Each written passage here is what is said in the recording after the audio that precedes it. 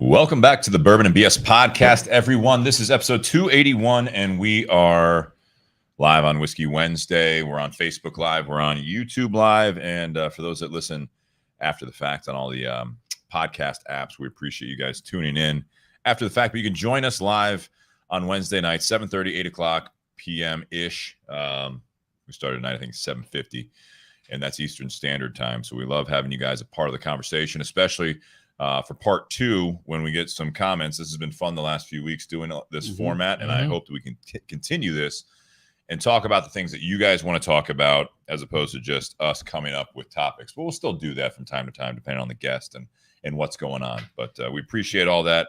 I do want to thank you guys. First and foremost, share, like, comment, review, subscribe, tell a friend, post it on your Facebook, share the YouTube link, whatever it might be. If you think that someone that you know would enjoy the show, make sure please tell your friends about it and family, and get them involved either on Wednesday nights or just listening after the fact. And then also on Facebook, the Bourbon and BS community page. We appreciate you guys supporting that page and keeping that community growing, and invite your friends on that as well. I want to thank our sponsors, Tinder Box at Easton. We've got by way of Tinder Box at Easton and Joya de Nicaragua and Drew Estate, we've got the Joya Cabinetta tonight. That's going to be the featured cigar. You guys, Sorry. He was asking for help on how to share. Sorry, everyone. It's okay, man. Sorry. As I was saying, also, Altadis USA got confirmation yesterday that we've got another year of sponsorship coming, which is great. So thank you very much, Altadis USA and Maria Santos from Altadis, for pushing that through for, I think it is year 4 or so on that sponsorship. So we appreciate that continued support. We'll be having a Altadis cigar, the Romeo y Julieta, Connecticut, Nicaragua. That's going to be the second cigar of the night from them, and we'll be smoking that in part 2 as we get to it. And also, BS Cigar Company is available with the gold and the silver. The gold is made by Plasencia, and the silver is made by Espinosa Cigars, and they are available at Tinder Box at Easton, as well as a handful of other shops. But they can absolutely ship to you. Tinder Box at Easton ships about once a week, so get that order in, and they can get those BS cigars or the cigars that we smoke on the show, typically, unless it's very limited and it's out. But then give them to you. Also want to thank you guys doing the patreon.com/bourbon and BS podcast. That support has been fantastic, and it absolutely is appreciated. Helps us keep this thing going.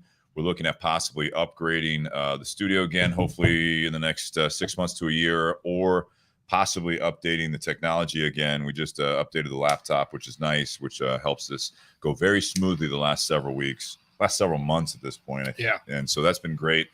So patreon.com/bourbon and BS podcast, or Venmo for a one-time contribution at Bourbon and BS. That way you can also send us a note with that saying, hey, I want you guys to try to find this bottle, and you can support the show by buying that bottle for us, or whatever you guys want to do. We appreciate all the support, whether you share it or financially. And then also I do want to point out, I've got I was a little aggressive. I saw it's going to get down to like 70, and I'm like, oh, it'll be nice and cool with the breeze and stuff. I'm sweating. Yeah. I got the 3/4 sleeves on tonight. It's the white sleeves with the black and gold there. And this has got the BS logo on the front. It's got the other BS logo on the back. Awesome, awesome raglan shirts. And then it looks like, Nate, you've got the gray with the black writing, the podcast shirt. Pour one more. Light up another. We'll figure this out together. And that's found on buyjack.com/bourbon and BS. I had that shirt on the other day. I think it was Saturday, and sure enough, there was a lady who's like staring at it, and she's like, oh, I love that shirt. I'm like, I can point you to get one. Yeah. Point you the right way. Yeah, it happens every now and then in the shop. Yeah, so it's fantastic. We appreciate that support as well, and it's good swag. Tonight we got Sean Wilkinson on the show, frequent listener, live listener, and also now kind of just like the third kind of fill in when he's not working. Yep. So hope you like him. I'll do my best to entertain. I don't know. Sean, he keeps coming to the garage enough.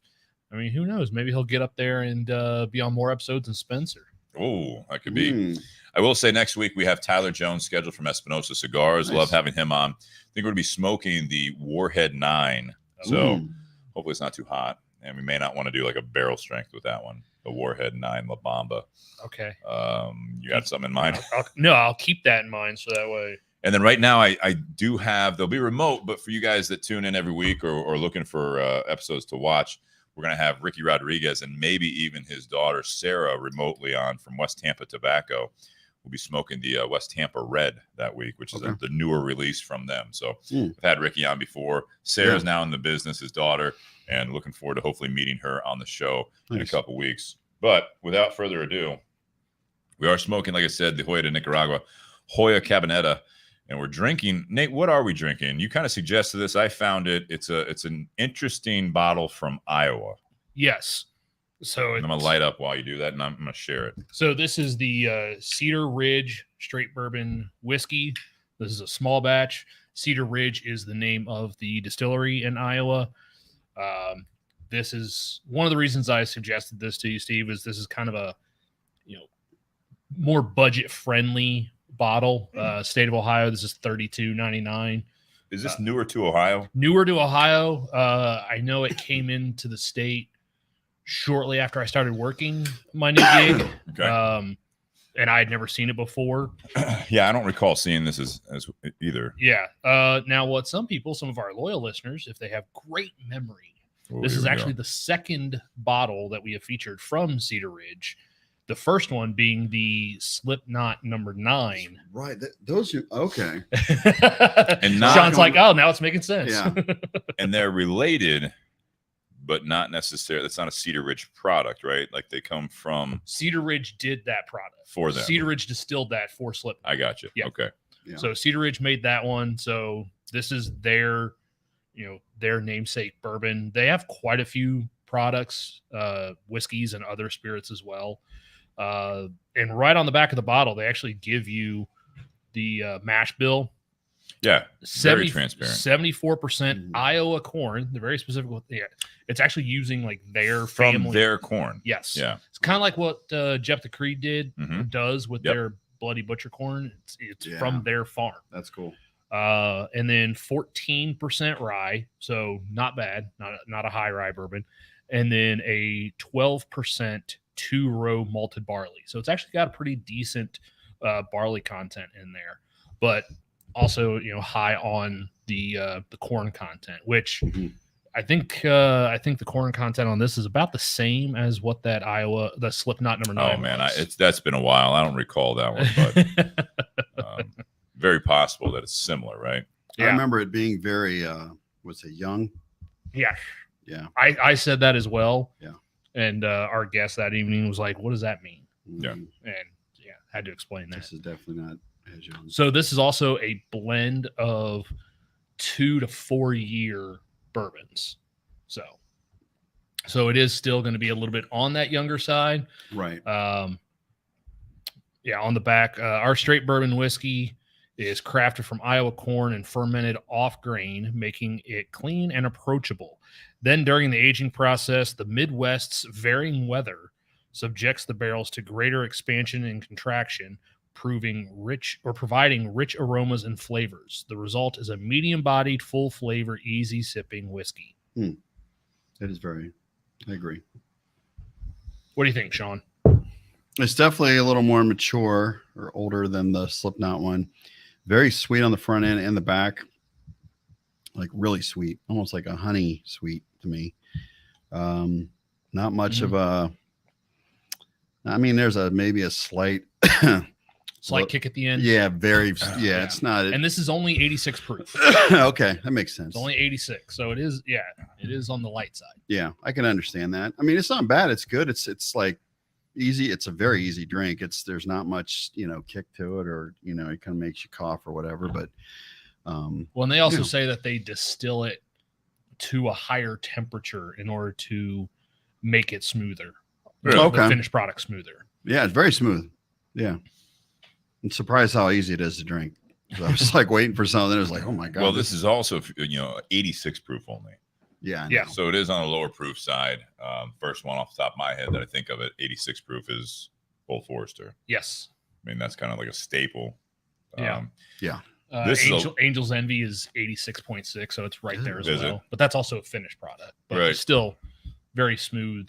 Easy sip. You get, I mean, obviously you get, I think I'm getting some of that corn sweetness. Mm-hmm. I just chugged some water because, again, wrong day to wear 3/4. Especially with the storm possibly coming in. I feel like the humidity's kicked up here a little bit. Well, yeah, and you may blow a cold front through or something. Some cool wind coming in. But it does have a little bit of the, like you were saying, like a honey sweetness, corn. Yeah. I would say that those are the predominant notes right off the rip. I mean, what do you think, Nate? Yeah, I think honey is an accurate for the sweetness, because I was trying to look up different opinions and different reviews on this, and one that I'd read up, said that corn and caramel.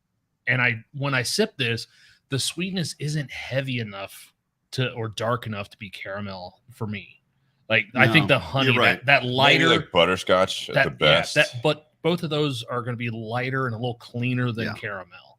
So I think those are both more accurate than caramel. Those two descriptors. I did, though. I mean, take a sip of that and then go back to the cigar, the Joya Cabinetta. I think it does, because there is some creaminess to the cigar.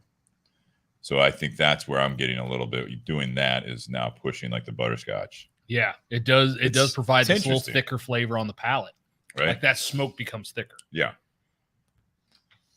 No, I think it's a cool project. I mean, as far as Cedar Ridge, I mean, they've been around for a while. I can't remember, if you have that information, Nate, but it is Iowa's, I think, oldest or original, basically. Oldest and largest distillery. Whiskey distillery. Yes. They're a winery as well. They are a working farm.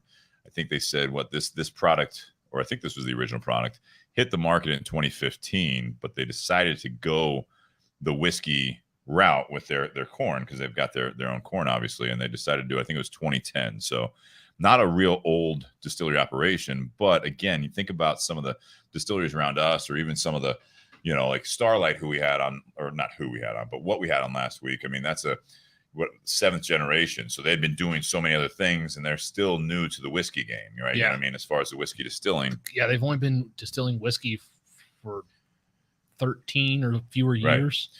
So you look at this, I mean, now you're pushing 8-9 years, almost a decade of them doing this after they were like basically known for their corn production and other farming. The first batch of bourbon they released was 2010.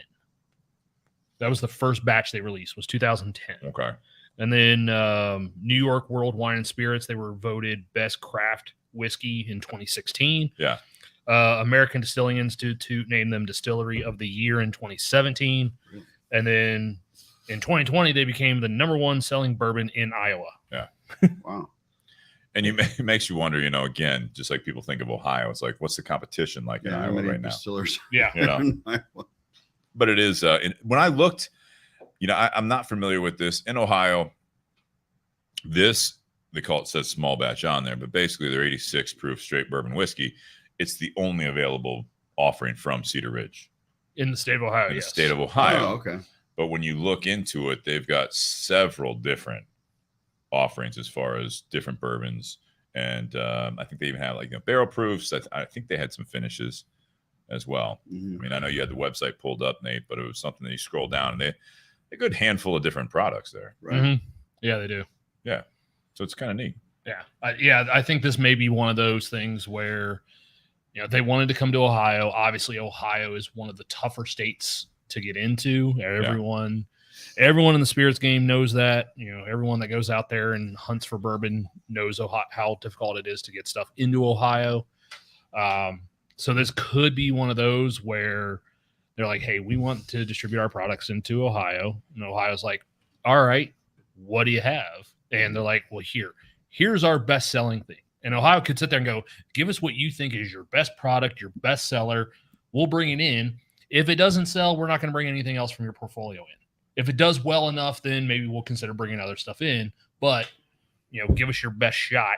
And well, my understanding, though, was also when we talked to the guys from Leather and Oak, because they were local, to get it approved, you have to basically, all right? Remember that episode? Yeah, that's why I joked. Yeah, that was a doozy. Which one? Leather and Oak. Oh. Nate's not paying attention to what I'm saying, obviously. But no, leather and oak, when they were talking about how they got into a certain amount of OHL, like basically you get approved to a small amount, and then you have to prove, like in a sense, they have to sell. Yeah. And then you can expand. Yeah, and I don't know exactly the stages, but I mean, there's something. You start out at about 10 locations, and those 10 locations are in a certain geographical area. So it's not like you get 3 in Cincinnati, 4 in Columbus, and 3 in Cleveland. So like when Bua, we had those guys on 3 years ago when they launched. Yeah. So they were in 10 locations, but it was all kind of southwest central Ohio. So like it wasn't available in the northern part of Columbus or eastern part of Columbus. It was just kind of that southwest corner. Right. Well, I think it's pretty good. Yeah. Knowing, who's making it and what we've had from them before, I was a little skeptical. Yeah. Price point's great, but I was a little skeptical because I don't think any of us were huge fans of the Slipknot number 9. It's definitely cool marketing. Yeah, it's definitely the bottle looked cool. Yeah, that was very cool. It's definitely an improvement. But yeah, I mean, even on the nose, you get that real kind of punch of sweetness, almost what is that? Like so, it smells. It's like very like fresh or clean. It's like a. Are you getting ethanol? A little bit of ethanol. No, it's like vanilla, a little sugary. Yeah, it's like. Yeah. What were you gonna say, Nate? So the reviews I had. This is one of those review sites. I'm like, oh my gosh, I have to take a screenshot of this. Oh, here we go. Steve's got the better voice for it because this would almost read kind of like our guest that night for the Slipknot number 9. Okay. Yeah. Now you remember. I know you're talking about. Appearance. Poured neat into my Glencairn glass. Cedar Ridge is the color of brass. It presented a thin rim, but fast, large tears fell back into the pool of liquid sunshine. What site is it? Whiskey Fellow. How much did they have to drink? Whiskey porn. All right, nose. The 6 bottle we've reviewed. The aroma of roasted corn was difficult to miss. I also found vanilla, brown sugar, and toasted oak. When I took the vapor in my mouth, corn flowed across my tongue. Jesus Christ. You're starting to realize why this reminds me of our guest. Yeah. Palate. That's right. Should dim the lights in here. Uh-huh. Jess, go ahead and knock out that. No, don't do it. I'm going to leave Nate alone with this bottle for a while. Soft corn porn. No shit. If you're going to Venmo at Bourbon and BS. Palate. As the liquid brushed past my lips, Jesus. I experienced a thick, creamy mouthfeel. Corn was at the front and joined by caramel. Can't watch him while he does this. A fruity sensation of plum and pear hit the middle, and on the back, I tasted oak, caramel, and clove. Corn was at the front. Caramel. And then I smoked a cigarette. Caramel was my rear. Finish. This is the last part. I don't want to hear about the finish. Long. Breathing heavy. All over in a heap on top of the finish. Kristen's grandmother's watching, by the way. Okay. I'm keeping it PG. Okay. Long, lingering, and dry flavors of corn, plum, clove, and oak created a satisfying finish. I feel like they kind of got lazy at the end because they were finished. Yeah. Have you noticed that? Yeah, Just kind of, they're like, I'm done. spent. Yeah, like I'm kind of done with I'm this done now. review. All right. Wow. Something to shoot for. Going forward, Nate's going to have review stuff like that every It's week. gonna be like one of those novels where it's gonna be like the corn stalk. No, like, no, give holding me a woman. No, give me a velvet robe, sit in a leather chair. Now it's time for Nate's nightcap. I'm gonna start a YouTube channel and do that. OnlyFans, whatever. Jesus. I gotta do something to be able to buy a house. Wow. Does it get involved? $20 is $20. Does right? it get involved corn? Corn? Say corn? Oh. Yeah, good. Yeah, I didn't say the other one. I said the C word, not the C word. Wait. Jess said whoever wrote that description, Cedar Ridge, must have paid them well. Yeah. Probably had a I feel like they're singing writing Aaron, contest. come on. What? nightcap with Nate. No thanks. Oh, Oh. I mean, everyone's entitled to an opinion. Aaron, it's okay. Yeah, give me a smoking jacket. I'm good to go. You're in a safe space here on the Bourbon and BS podcast. And what's your safe words? Stalk, corn stalk. Jess is in the audience and she's texting me that right now. Safe word. The safe word. Jeez, this really took a turn there, guys. Going on to the Joya Cabinetta. This. I don't think we're going to have this good review. You can comment on the feed for us to see, Jess. You're in the garage and you're still just right texting. There. No, that was an inside joke, right. But no, it wasn't. Right. Justin Turner. This was a weird time to join the podcast. Yes, I agree. Was. I agree. It's a weird time to be on the podcast, honestly. Yeah. The Joya Cabinetta, this is coming from Joya de Nicaragua. We've smoked some of the stuff from Joya de Nicaragua before. This is distributed by basically the sister company, Drew Estate, right? Okay. And this is one of their milder offerings. Oh, yeah. Joya de Nicaragua, when I think of Joya de Nicaragua cigars, I'm thinking Nicaragua strength and just a lot. Yeah. Typically fuller bodied. They even have on their scale some cigars that out of 5, they put a 6, right? That's what they think of some of their cigars, right? They have the Numero, I think it's Numero Uno is also a newer release. That's a bit of a milder cigar. True, I think Ecuadorian Connecticut. This is going to have your Ecuadorian Connecticut shade wrapper from the band down. And then this is going to be from the band up. And when you take the band off, I mean, it's just a hard line there. Then you're going to have a Nicaraguan Criollo wrapper. It's a dark Criollo wrapper. I mean, I would almost say that is going to qualify as a Maduro shade. Yeah. But it is a Criollo according to them. And so it gives you a little bit of a smoking journey, if you will. Right now, smoking it, it's definitely, I think, they classified a 2 out of 5. I'd say that's about right. Yeah. It's it's not mild. It's not mild. I mean, but it's going to be on the lower end. It's going to be mild to medium. Yeah. I'm interested. I haven't smoked one of these in quite some time. I'm interested to see how this does change as we get to the Maduro as it builds. But as it is right now, I mean, what they describe it as, I think, is spot on. I mean, what do you think of this, Sean? It is kind of tell you. It is very mild. It does have decent flavor though, especially on the retro ale. It's got a little, it picks out some more flavors. But I'm curious to see if the taste or the change when we get to the part where it's a Criollo wrapper, if it's going to change in its strength. Take the band. The band just, I mean, I think this was rebranded when they started doing like the Joya Black, the Joya Red, the Joya Silver. Okay. And then they expanded this as the Joya Cabinetta, but I believe this was just the Joya de Nicaragua Cabinetta. Do you remember, Nate? I don't. I don't think I ever. This has been around for a while. I don't think I ever smoked this one. But because I never really saw it in too many places. If you guys can kind of see there, I'm sure you can. It is a very hard, stark contrast. They kind of. I see some some companies that do like tasting seminars and stuff like you have a cigar where it's a Toro like this and there's 4 different wrappers on the cigar and you can actually taste the difference when it hits each wrapper. Yeah, I've seen like the 3-stage one. I think that was Blue Mountain. Obviously the barber pole is a little more uniform because people think that it's going to change. Well, the idea is obviously on one, if it's a true barber pole, I mean, as you're smoking, it's pretty much a 50-50 going around, right? Yeah. So this is going to be, again, very – and you can see this. I don't know, Sean, if you saw this, but basically it is, I believe, it looks like at least, that this is going to be the Criollo is on top of the Connecticut. Okay. I was going to ask what it looks like. Yeah. Because I did a tasting event with Hochi Blanco. Yeah. And he developed a cigar for that tasting event where it had those 4 different, but each one was just that small section. But I have seen other ones where like there are even some barber poles where you have the core wrapper underneath.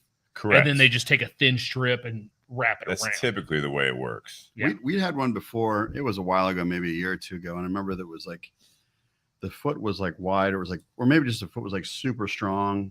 And then as we kept smoking it, the flavors were changing. I forget the name, but it was kind of a more common name than like you guys mentioned some earlier, and I didn't recognize it, but I thought it was kind of cool.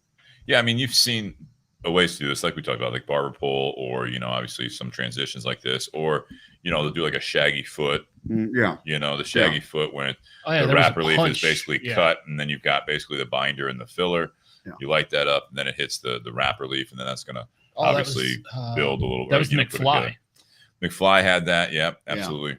I mean, there's a hand. I mean, there's several different cigars out there.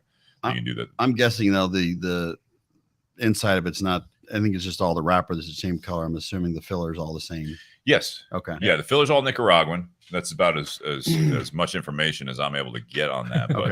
But this is definitely going to be. Again, they say 2 out of 5. I'd say they're not far off. I'm going to say mild to medium on this. Yeah. It does have a creaminess. Yeah. This is great for your mild smoker. I think it gives. And again, when you get there, it's not. I mean, you only have. It's like basically about the last third that you're going to get to that. So it's going to be at the very tail end of it. So the majority of the smoking experience is going to be on the mild to medium side. So I think this is going to be a good cigar with, you know, like a coffee, you know, with whiskey is not bad. I mean, I wouldn't do too strong or something. I think we could, I mean, and we'll get to that in the pairing and the ratings, but I mean, not the best pairing of this, but again, I don't think it's bad. I think this is going to be something that you can smoke if you're kind of you're looking for a milder smoke. If you're a newer smoker, for sure, this is a nice cigar. It's got that, like I mentioned earlier, going from the cigar or no, from the whiskey to the cigar, and it kind of gives that creaminess to it, just a hint of pepper to it. But I mean, I enjoy this blend as it goes to a kind of mild to medium cigar. Going cigar to whiskey kind of makes the finish of the whiskey a little brighter and sharper. Yeah, I agree. So definitely one better to go whiskey cigar. Yeah, it kind of has a like sharpness. Yeah, and it almost like a kind of lingers a little bit too. That kind of. I mean, for me, it's almost. This is going to sound real bad because it's not great going that way. Is like almost like an acid reflux. I mean, it's like got like a real like tanginess. Like okay. You know what I mean? Do you see what I'm saying? Just this little tang that sits back there in the back of your throat. Yeah. It's definitely better going from the whiskey to the cigars. I have a friend of mine that I work with, and my company's out of Pittsburgh. So we were out traveling last week, and I always, anywhere I go, I'm always finding a cigar shop. And I was in Boston, and it was kind of south of Logan. But anyway, I found a little shop. Had an okay selection, but the friend of mine, she was just starting to get in cigars, and all she really knew were like flavored ones. So we got our flavored one, but I gave her some just like a couple of hits of like I had a Oliva V and stuff, and she really seemed to enjoy the stronger flavor because all she knew were just like the flavored ones, and she realized like, wow, this is really good. So it's like cool to see like someone. What was she smoking? I got her one of those. I want to say it was like a whiskey infused one. Forget who the name of it was. Had like it may have been Maker's Mark or something like that.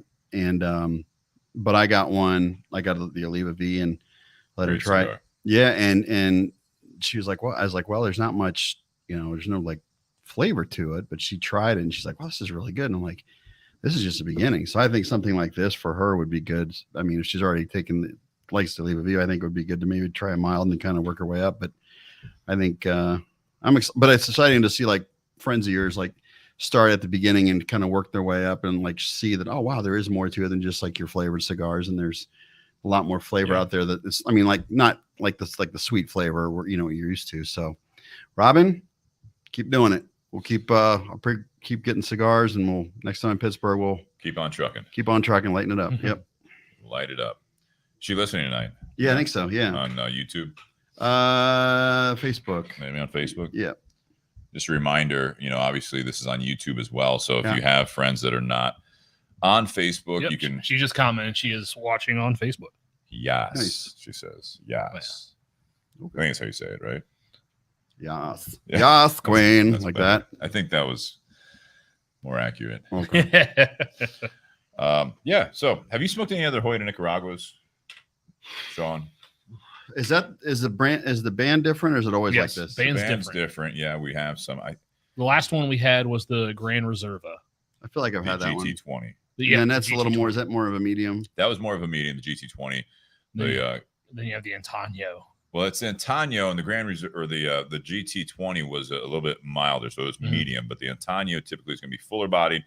Antonio Dark Corojo is going to be really full bodied, and then they have like the what was it, the Big Bull or whatever it was. That was the big size of it. Oh yeah. But yeah, they've got some potent ones that are actually, I think, really well balanced, so they don't actually smoke necessarily when you light it up. That you're like, oh my god, this is going to be, really full. But I think this is going to be, this is surprising. You'll see this, and obviously, just the construction of it is kind of confusing if you don't know what you're looking at. When you see the lighter shade on the bottom 2/3, and then the they say again Nicaraguan Criollo. It's almost a Maduro shade, in my opinion. Yeah, on the top. My biggest issue that I've had with Joya in the past, especially with that Antonio series, is it's a full-bodied cigar, but not a great deal of flavor. Like, there's not a whole lot of flavor going around. It's just classic. It's just cigar, a strong. Man. It's just a strong cigar, but not very rich in flavor. This one, even though this is a lighter cigar, I think this one actually has a bit more flavor to it. You think? On the palate than what that does. You can see that. Even though that's one that they put like a 6 out of 5 in terms of strength. It's one of those I sometimes describe it to people as it's a strong cigar just for the sake of being strong. Yeah, I mean, I see what you're saying. I still like the flavor of, especially the Dark Corojo. I do like that. I do like. I like that cigar a lot. This one does. I mean, it's a more delicate blend for sure. This is something that you're not trying. I mean, this is all flavor at this point, But again, going back and forth to the whiskey and the cigar, it is better to go from the whiskey to the cigar. Yes. So, what's the story with Joya? Like, they've been around since the 1800s. Or no, not since the 1800s. I'm sorry. They've been around. I'm thinking of something else. They've been around because they just celebrated their 60th. Okay. I believe it is. Because they had 55th. Basically, if you guys remember that are in the cigar world, they had the Cuatro Cinco. Oh yeah. For the 45th anniversary. Then you had 1970, I want to say, is when they started. 1970, which is why they have it on, maybe not this one. Hold, please. That's right. They did established 1968. 1968. I see 1970 on the Joya de Nicaragua Antonio. So maybe that's when the Antonio started, was the 1970. Remember that says it on there? Yes. So they've been around since 1968. I mean, they had the Cuatro Cinco, then they had the silver Cinquenta. Yeah, the Cinquenta. And I think they have a 55 now. Okay. This would make sense. It would make sense. Yeah. That makes sense. So they're 55 years into it. We just figured that out. Good job, team. Yay. But yeah, those are great. They had that. I think it's called the Numero Uno, which is at one point was not released other than to like special guests to the factory and everything like that. That was a milder blend. They said something in the story about like it being given to like diplomats and stuff like that. And now that's available to more stores. So they do have quite a few, and I don't know how long they've been distributed by Drew Estate, but that's the partnership there. So you'll see a lot of times that, like, if you go to like a Drew Estate event or a Joya de Nicaragua event, it is the Drew Estate rep. There's going to be swag for both, and a lot of times they'll feature a little bit of both, but they'll highlight, in my opinion, the whatever brand they're focusing on. Okay, but they're not owned by. Oh, that's a good question. I don't believe so, but it would make sense. Oh, that's a good question.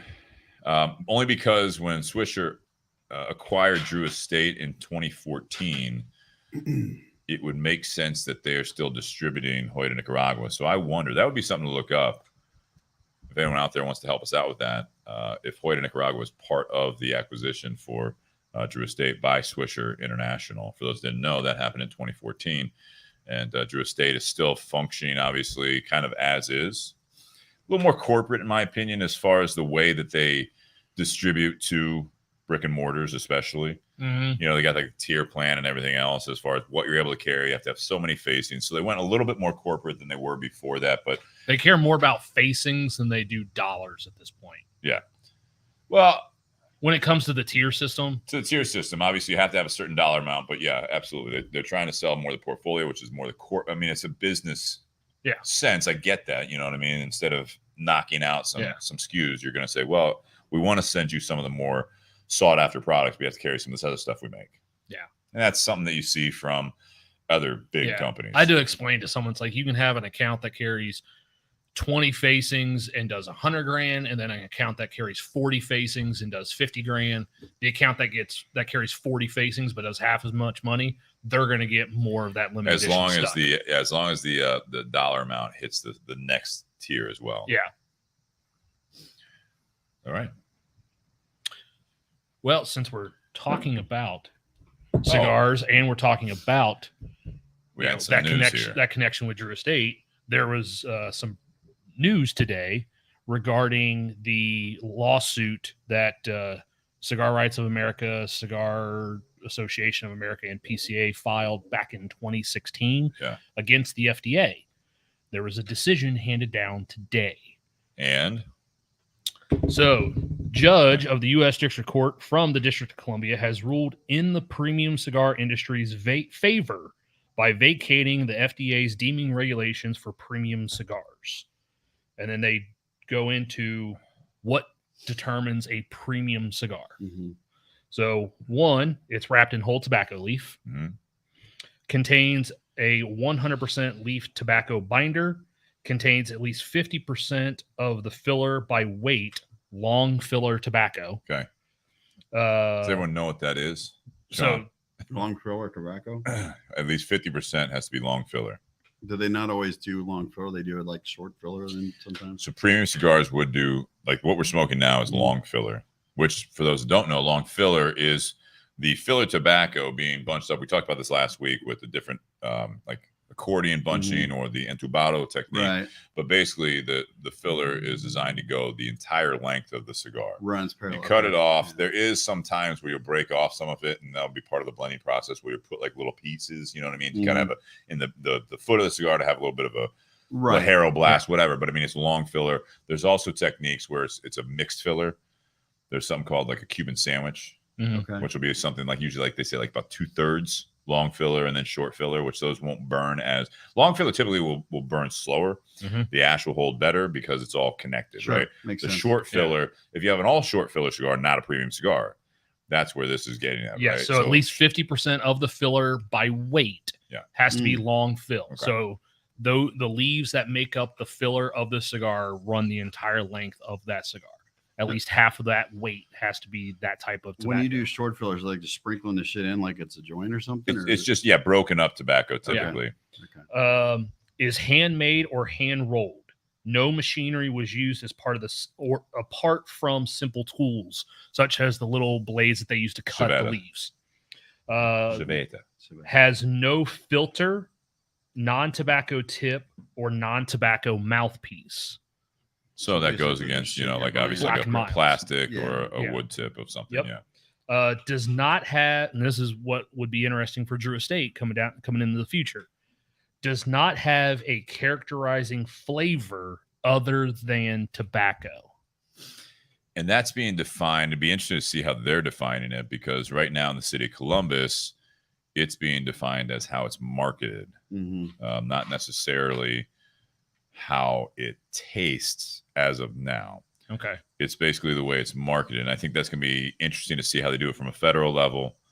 And again, is it marketed as such? Because there are some infused cigars that, Drew Estate, like you mentioned, and what we're, smoking tonight with Joya de Nicaragua, is that you have like the acid, but the acid Cuba, as long as they don't market it as sweet and it doesn't say anything on there, acid Cuba does not insinuate that it's going to be flavored. Yep. Does that fall along those lines too? Because you said it, other than flavored, like the flavor of tobacco, the fact that the acids flavor them, is it like? So the acids are an infused cigar, but they don't market them as, this one's vanilla, this one's blueberry, Food this flavors. One's chocolate. Kind of like with the Javas, it's Java Red, Java Latte, Java Maduro, Java Mint.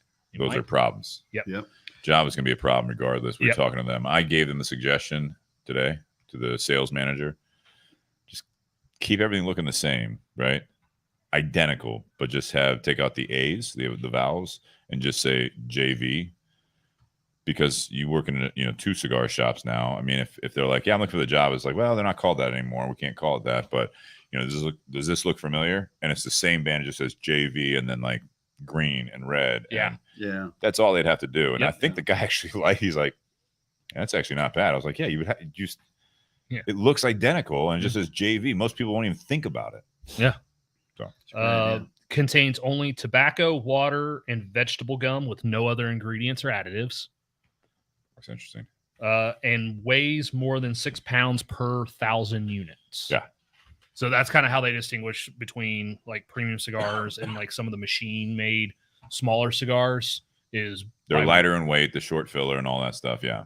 Yep. So in short, any non-flavored cigar you find sold in a humidor in the U.S. should qualify.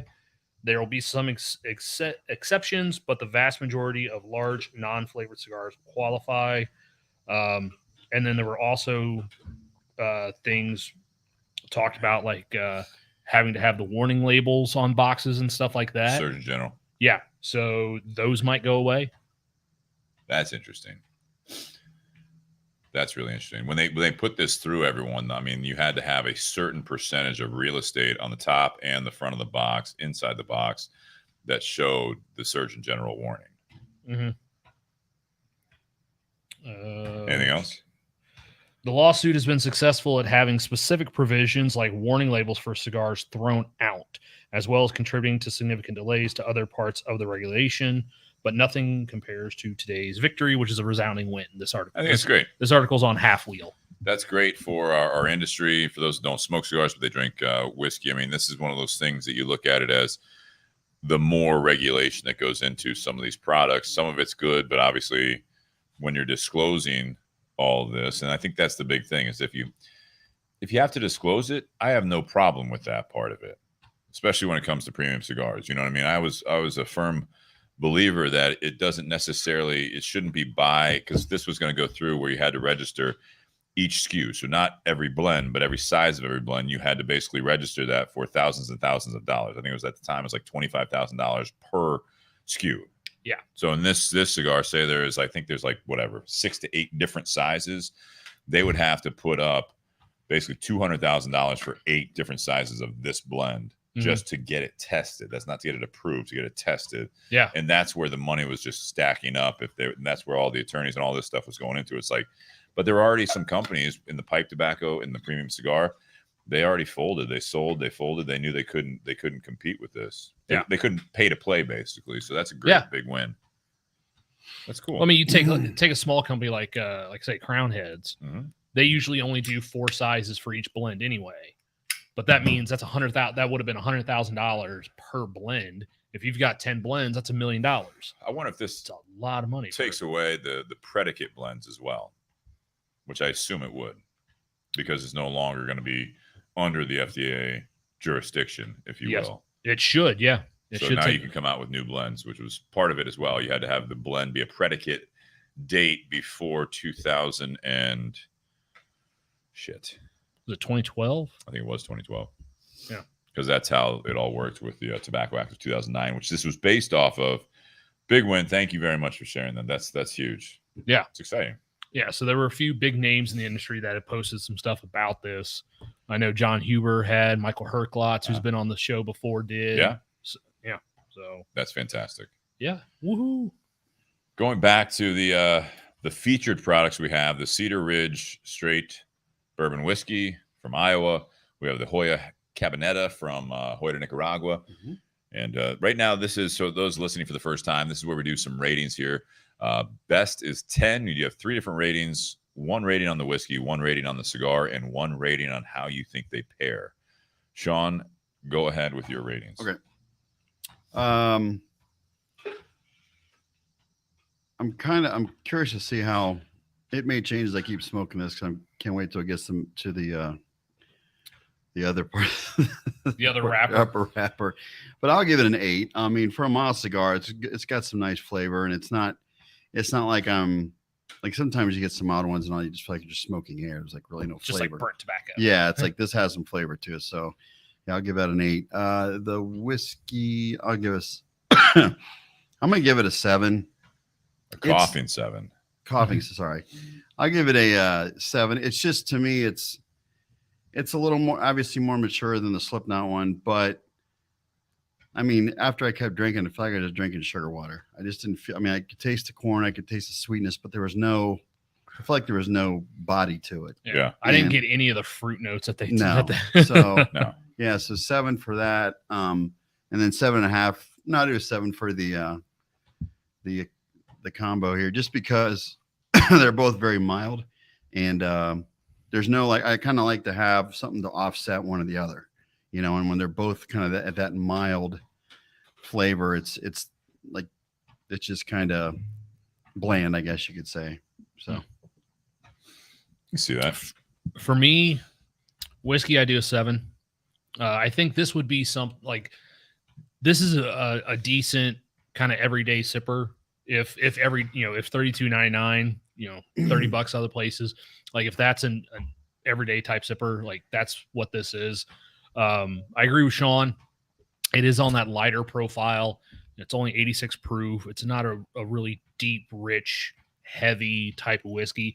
This is the type of whiskey that you could sit outside in the summertime and sip on because of how light it is. I'll mix it. And it's or mix it. Yeah. I mean, Yeah, you could. Yeah. Because I think there's enough of the corn and vanilla to it that'll provide a little bit of sweetness. Mm-hmm. But if you put this in a cocktail, it'll kind of hide some of that corn heavy flavor that you get. Corn's again, smoking the cigar, the corn is just getting more and more prevalent. Would you agree? Or do you think it's been consistent? I'll tell you later. Pass the bottle there, Sean, Yes, sir. while he finishes up. Mm-hmm. But yeah, it as you go on, it does start. It still has that really bright finish. That makes you think it's a young whiskey. Like if I didn't know going into this that this was a blend of 2 to 4 year old, but it says it on the bottle. Like if they didn't say that, I would still guess it, just because of how bright that finish is on it. And knowing it came from the same distillery that makes the Slipknot No. 9. Mm-hmm. Because like I said, when I tasted that one, I thought that tasted like a 2 year because of how bright and corn heavy it was, and then had to explain, well, what does a young whiskey taste like? Well, you're a bartender, you might want to figure that shit out. Yeah. So yeah, 7 on the whiskey. Decent sipper, especially if it's warmer out. Maybe throw a cube in it just to cool it down a little bit, not because it's hot, just because it's hot outside. Sure. Cigar, I'm a 7 on the cigar as well. I mean, it's decent smoke. It's got good flavor. I was surprised that to me, it was a little richer in flavor than something like the Antonio series, the regular Antonio. Because in that line, like I preferred the Gran Reserva, the GT20. I actually preferred those more than the regular Antonio, even though I tend to be more of a full body, heavier cigar smoker. Those had, and I think we talked about when we had the GT20, like they backed off the strength. And increased the flavor profile, which I liked. Yeah. And then I also like, the dark Rojo from them as well, because that's a little bit richer of a smoke. I would agree. This one, yeah, it's kind of right in the middle, the light side of medium, or, that mild to medium portfolio. So it's got some good flavor to it. Takes a little effort on the draw for me. Like Really? It's a little, Really? it's just Not mine. okay. Same. Yeah, mine's a nice, easy draw. Yeah. Well constructed on mine. Yeah, the construction's good. I've just had to pull a little bit in order to get some airflow through it. Mm-hmm. But I mean, it's burned well. I haven't had to relight it. And it's got decent flavor. So yeah, 7 on that. And then the pairing, I'm a 7 as well on the pairing. I think they go okay together. Could go a little bit better, but definitely going whiskey to cigar kind of adds to the flavor of the cigar. Mm-hmm. Cigar to whiskey kind of makes the finish have a little bit more heat, a little bit more spice to it, and that then lingers, which is interesting. Going from cigar to whiskey, the finish on the whiskey is extended and it lasts a little bit longer on the back of the palate. Go ahead. It's real quick. It's crazy to realize for all the years I've been doing this, like how much the flavors can change by just doing that. Like it's really fascinating, actually. I was going to ask you guys both, do you think this would be a good whiskey for someone who's starting out, that's just like learning, like just started with whiskey, like something, obviously a lot milder and it's not as up front, or do you just think you could go a little bit higher with somebody brand new? My opinion on that is probably not because of the corn heaviness to it. Okay. May not be a big seller. So I think no. I mean, I think this would be one that someone is not necessarily a whiskey fan, they say, and they're like, well, try this one. This would, I think, reiterate that they're not a huge whiskey fan, just because it is one of those. Yeah, sure, it's lighter, but I mean, it's got flavor. And that's what I was gonna give the whiskey. I'm right there as well. I mean, a 7. It's an interesting product. I think this is very cool. I would be very interested drinking this. Being a whiskey and person that enjoys whiskey, I would say I want to try the bourbon or the barrel strength. Like, see what the other offerings are. Yeah. Let's see what they're doing beyond this. This is an everyday product. I don't, to your question, Sean, I don't think this would really sell like Kristen on drinking bourbon. Yeah. You know what I mean? She's not really into it. She's had some that it's like, that's not bad, but this would be one where it kind of has that, like, I just sipped gasoline, like that scrunched up face. You know what I mean? Yeah. Because not to us, but to a non-whiskey drinker. Right. For the quote unquote non-whiskey drinker, you almost need something a little bit higher proof. You can still add a little bit of water to bring it down, but you almost need something a little bit higher proof, just because that's going to have more of the natural flavor of the whiskey. Yeah, and sure. Sometimes when you start getting too light, there's too much of that alcohol flavor to it, which is odd because you're cutting the alcohol, but you're also cutting the flavor of everything else in that whiskey. This isn't, we talked about honey, but I mean, so I gave it a 7. This doesn't have your traditional bourbon, the oaky, the vanilla, the dark caramel. There's caramel. Yeah, there's none of that brown form and cherry. No. So, I mean, it's, again, not knowing what we were going to get into, it's a 7 because it's interesting. It's enjoyable, but I wouldn't say this is one that I'd have to keep on my bar. Yeah. So if this bottle's gone at the end of the night tonight, it's not going to run out and grab like the last one that was behind it on the shelf, just because it's like, okay, I've had it now. Now, again, reiterating, if Cedar Ridge comes a little bit more available in Ohio and they bring on some of the other offerings, yes, sure. I'm interested enough that, yes, I would definitely do another one. Be great to have them on the show, but it's just one of those things where I think that I would be intrigued on, like, okay, it piques your interest for other stuff, but not necessarily a go-to. Exactly. Right. That's a good way. The cigar, for what it is, again, you guys are talking on the milder side, not necessarily my go-to, but I do like milder cigars that have predominantly Nicaraguan tobacco. So this is one that I would definitely say this would be a good morning cigar for me. This would be one that I would enjoy with coffee. Sure. You could have a Cuban coffee. You could have maybe a latte with this. You could have, like stuff that brings out, bless you. You bring out that creaminess of it, or even like that kind of black coffee richness, or I think it would go well. Yeah, honestly. I agree. So the pairing, again, what was it? Whiskey to cigar, that part of the pairing, give it an 8. Cigar back to the whiskey, I'm like a 6.5. Okay. I mean, it's that stark of a contrast of how you're enjoying these two together. If you're just chiefing on the cigar and you're taking sips in between, you're gonna be like, I am gonna be like, at least I think several of you guys would be too. I don't like this bottle at all. Yeah. If you're kind of just there are times couple sips, and then you go back to the cigar, you're like, oh, that's pretty good. Yeah. It's that big of a contrast. There are times going, like, from what I just did, going cigar to whiskey, the finish and the way it hits almost comes across like a scotch. Okay. I can see that. Yeah. I can see that. That being said, guys, thank you very much for tuning in for part 1. I've got it on there, share, like, review, all that good stuff on the bottom of the screen. I also want to thank our Patreon members at patreon.com/bourbon and BS podcast, and also Venmo at Bourbon and BS for one-time contribution. Thank you, Tinder Box at Easton. Thank you, Tom from Drew Estate, who gave us these. Appreciate that. Yep. Tom. Damn it. I think it's Tim. Damn it. Whiskey's hitting me already. Tim. No, it does matter Whatever. Because it was a nice gift, and I said it too quick. And to Justin Turner's question, the corn is, it's definitely there on the nose, but because there's so much, corn. It is Tom. Sorry. and not a whole lot of rye on it. Like it's very bright on the nose. Like there's not a sweetness necessarily on the nose. It's just kind of it just tastes like a corn whiskey. Yeah. Or smells like a corn whiskey. So again, thank you, Tom. I was right the first time. I second guessed myself. From Drew Estate and Joya de Nicaragua for contributing the cigar for the show. That's great. He asked why I had on, and I said, no special guests from the cigar industry. He said, what are you smoking? And I said, no plans right now. And he said, let me go grab something. So this is something that's very, very cool. That's awesome. Appreciate that.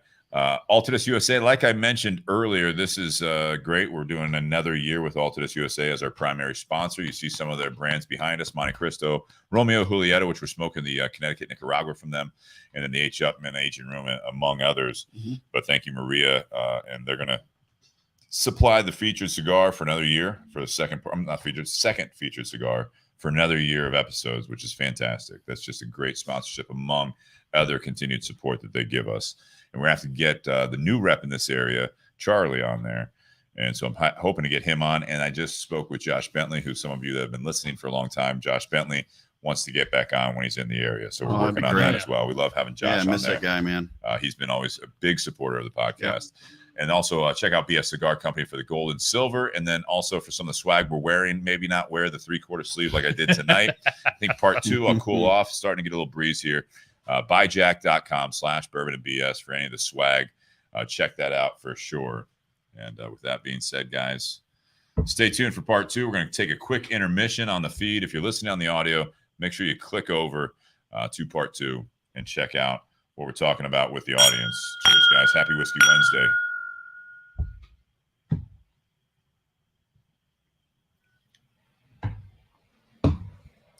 We've already got some comments on there. I'm going to put this up on the screen here. Ask any questions in the comment feed, or we'll go back to the Bourbon and BS community page where we had some topic suggestions. I'm looking at some of the comments right now here. So in other words, it tastes like moonshine. No, you asked about the quite. Nose. You asked about the nose. I described the nose. Not quite. I get a towel for my head. The moonshine would have more heat to it. Yes, it would. And there's no heat. No, there's really not. I mean, it is, a pretty smooth whiskey. Yeah, it's for being as young as it is. Now, what would be more interesting to know, because they say it's a blend of 2 to 4 year old bourbons, because this is a bourbon, not just a whiskey. It is a bourbon. Yeah. It's a blend of 2 to 4 year old barrels. It'd be interesting if they did something like what Bardstown does with their bottles, where they actually put, all right, this percentage is 2 year, this percentage is 3 year, this percentage is 4 year. So that way you could actually see how much of this is actually younger whiskey, how much of this is 4 year whiskey. It's great. They're working on that house that was sold. Been pulling up around this time, 9 o'clock. Seriously? On the weekdays to do work inside the house. They're quiet. I mean, besides unloading. They've got other jobs. It's all inside. Yeah. Dog loves it, though. Yeah. Tony loves it. This was actually something that when we got this in at Carfagna's, this was initially behind the counter. Really? Because it was a new product. Yeah. So we put anything that's new, as well as all the allocated stuff. We put anything that's new behind the counter, because I'm telling you, at least 80% of the people that walk in there, and it doesn't matter what day of the week it is, whether it's our drop day or a Thursday, at least 80% of the people, when they come in, the first place they look is right behind the counter. Yeah. We had gotten a product in a while back ago that was kind of off to the side by my boss's desk. Had like a display, because there were 3 different products from that same distillery, and we had 5 cases of each one of them. So you got 15 cases of whiskey stacked up. And I kept watching people walk up to the counter, look behind the counter, and then walk straight back into the whiskey room and completely ignore the display they just walked past. Mm-hmm. So I see this, and I'm like, that stuff's not really selling that well. I'm going to take one bottle from each one and put it behind the counter on the shelf. 30 minutes later, someone's like, "Oh, what is that?" Yeah. Tell them It's all about about placement. and they buy it. Yeah. Product placement. Like, literally there have been times where I'm just like, hey, guess what? We sold out of all of our allocated stuff. We have a bunch of empty space here behind the register. Let's take some of this shit that's slow selling. That's that we exactly. That's and good. move it back there because people Yeah. are going to look at it and they're going to start asking Ooh, questions. it's special. It's behind It's the like counter. Phil Davis is drinking the Cedar Ridge rye bottle in Bond. Oh, I got a rye, huh? He says he was gifted from a family member. He says it's good but young, so it seems like that might be where we're at with these things. How old is this distillery? Are they obviously young too? What do we say? 2010. 2010 was when they released their first Iowa straight whiskey. Mm. So, I mean, if it was a 2-year-old bottle at that time, then call it 15 years. Okay. But while we were talking about it, Jess actually looked up. There's like 15 distilleries in Iowa. Really? Makes sense. I mean, they're everywhere. It's corn. Yeah. Yeah, they've got Absolutely enough corn. everywhere. All right, you guys ready? Yep.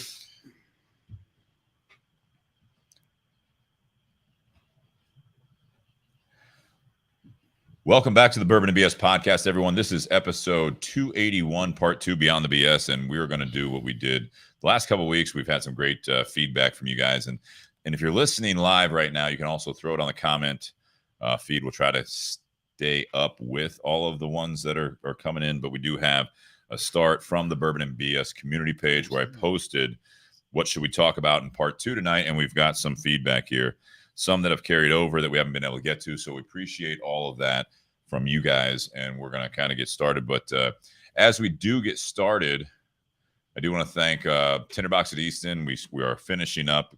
Looks like Sean's almost to the Nicaraguan Criollo wrapper. Getting there. You're touching it. You're fingering a cigar, man. Not where his mouth is. Just rolling it over so you can see where the burn line is. Stop fingering my cigar. Yeah, exactly. Stop fingering my the Joya Cabinetta. And listen to part 1. If you guys are listening to part 2 or just tuning in, make sure you listen to part 1 on either the podcast apps, or you can just go back in the video once it's finished and you can listen from the beginning. And we appreciate that support in part 1. Also, Altadis USA, we've got a Romeo y Julieta, Connecticut, Nicaragua on deck from them. We are continuing, for those that are just tuning in to part 2, sponsorship from them through another year. So thank you, Altadis USA and Maria, for making that happen. And we've got some great brands behind us, the Romeo Julieta, along with Monte Cristo, H. Upman, Aging Room, among others. But we appreciate that support. Check out their fantastic portfolio. And we'll be getting some people again this year going forward from the company on the podcast. We've had Josh Bentley on. We've had Paul Waller commenting. We've had Travis, who is their kind of, what was it, the tasting, instructing person. I forget what his actual title is, but he was at the 10 event, and he's fantastic as well. But we've had some great people. We're going to continue to try to get them on the show. So we appreciate their continued support. Check out the BS Cigar Company, the Gold and Silver as well. And buyjack.com/bourbonandbs for any of the swag that we're wearing, along with some others like hoodies that we're definitely not wearing right now because I'm already sweating in the 3/4 sleeves. What else we got here? Ask any questions. Patreon.com/bourbonandbs podcast. And then obviously Venmo at Bourbon and BS. We appreciate the support. But the best way you guys can support us among the financially and wearing and sporting the swag is join the Bourbon and BS community page on Facebook. Share that. Share the podcast. If you're listening on the audio, make sure you share it. Like it, subscribe, review. Everything like that helps out with the algorithms. And this is not a big money maker for us. This is not going to help us retire, but we love doing it for you guys, love doing it for ourselves. And the more people we get in the conversation, the better. So we appreciate that support by spreading the word. So if you think anyone would enjoy this, if you find it funny, find it informative, helps put you to sleep, whatever it might be, share it. And we'll get more people on here. So, or if you're like Spencer, helps you drive from one place to the next. Yeah, if you got long drives, it helps. Listening at 1.5x speed. Sometimes I think he does too. Yeah. All right, so let's fire it up here. We started with Ray brought in the travel thing. What was the question? Does travel change you? Yes. Okay, next. No, Thanks, and Ray I Tucker. can speak from that, from just it happening. Sean, you travel quite a bit. Yes.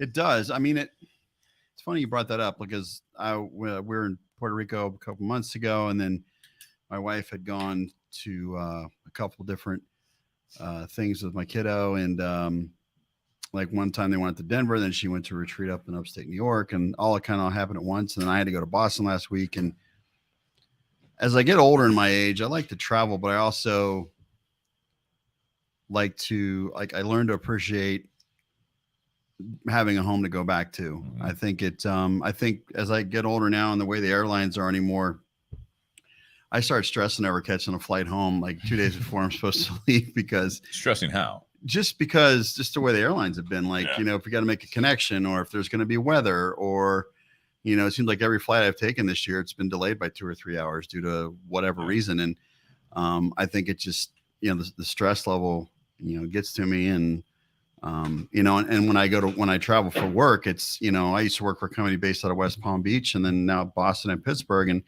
like West Palm Beach is a gorgeous place. It's beautiful, but the minute I touch down, I'm working nonstop. I mean, I bust my ass, so I don't really get to enjoy it. And same with, Boston last week. I mean, obviously we do have vacations and stuff, but a lot of times when we do vacations or we go somewhere like out of town, my wife and I are different in the sense that I like to just chill, and she likes to go on an adventure, go out on adventures, and want to go do everything, experience the entire part of what we're going to, which is great. I like doing that too, but I'm also more of a, I've been working really hard the past year. I'd like to just chill or do something, and I will end with this, because I know I'm babbling. I'm sorry.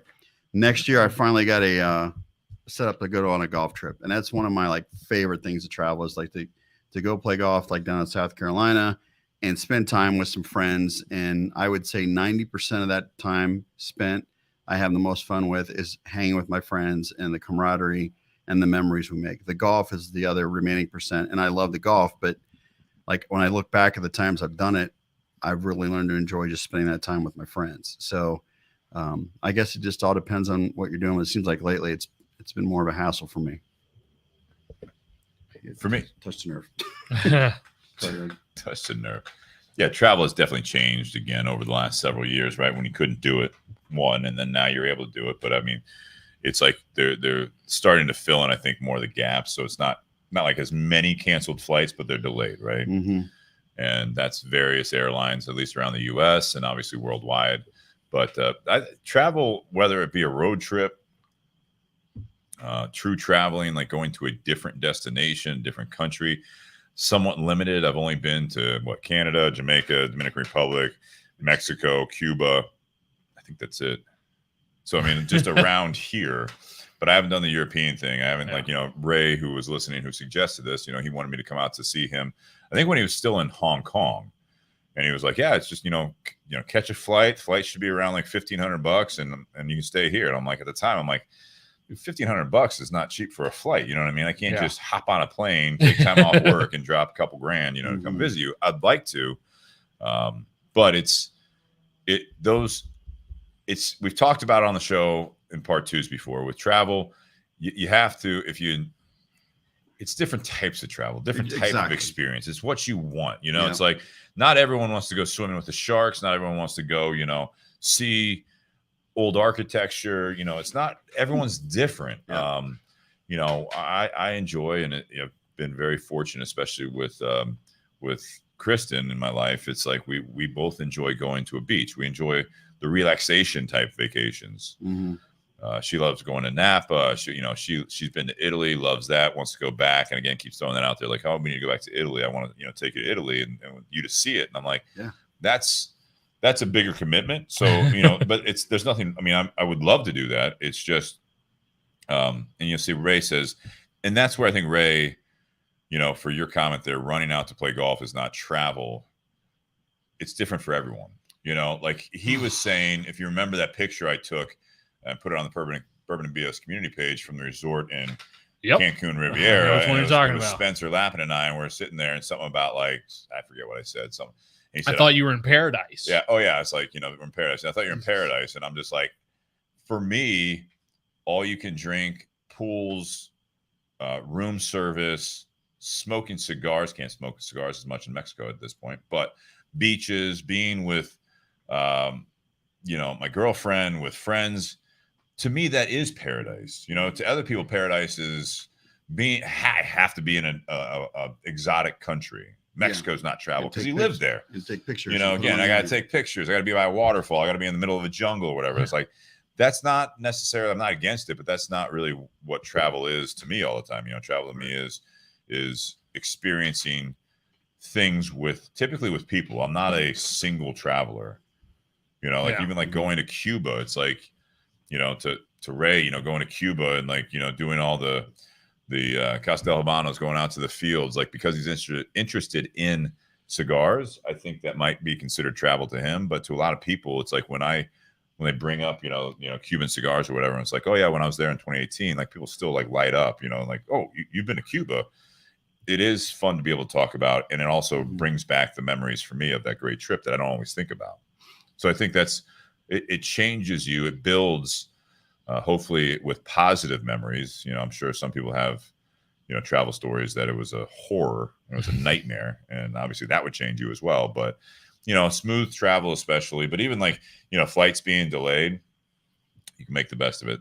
Yeah. If you're in an airport, for me, it's like, go grab another drink if you got another hour or two. You know what I mean? I've been fortunate with Kristen, and even before that, being able to, you find the VIP lounge, and if you can get in for an inexpensive price, like in the Jamaican airport, it's like $35 to get into the Mumbai lounge, and so if you get there early from the resort, you got like a 3-hour wait for your $35. You get some like finger foods, and you drink some more Miami Vices or whatever you're drinking, and all of a sudden the travel is not as difficult. Having a good time. Yeah. Ray said, so when I suggested the topic, I didn't necessarily mean only international travel. There are many listeners who travel continuously for work. Yeah, I was one of those that in a previous career, I traveled among, 7 other states other than my home state. And that I actually enjoyed because I was going to cigar shops in all these different areas and meeting all these different people and, seeing how other shops operated, because I'd been in, prior to that point, I'd worked in a cigar shop and I'd gone to other ones within Ohio for events and stuff like that. But this was then going out, cigar shops that were also in major cities or ones that were out in the kind of middle of nowhere type shops.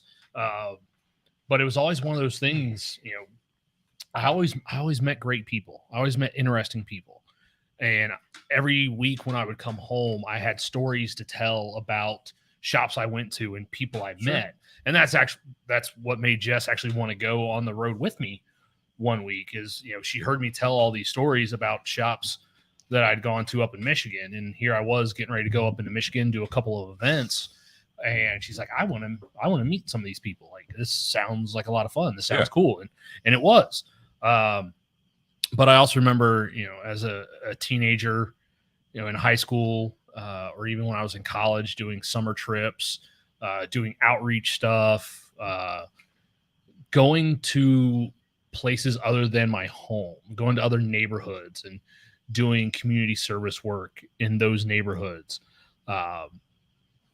Like anytime I went on those kind of trips, it always made me appreciate coming home as well. Yeah. Like Sean said. Yeah. Yeah.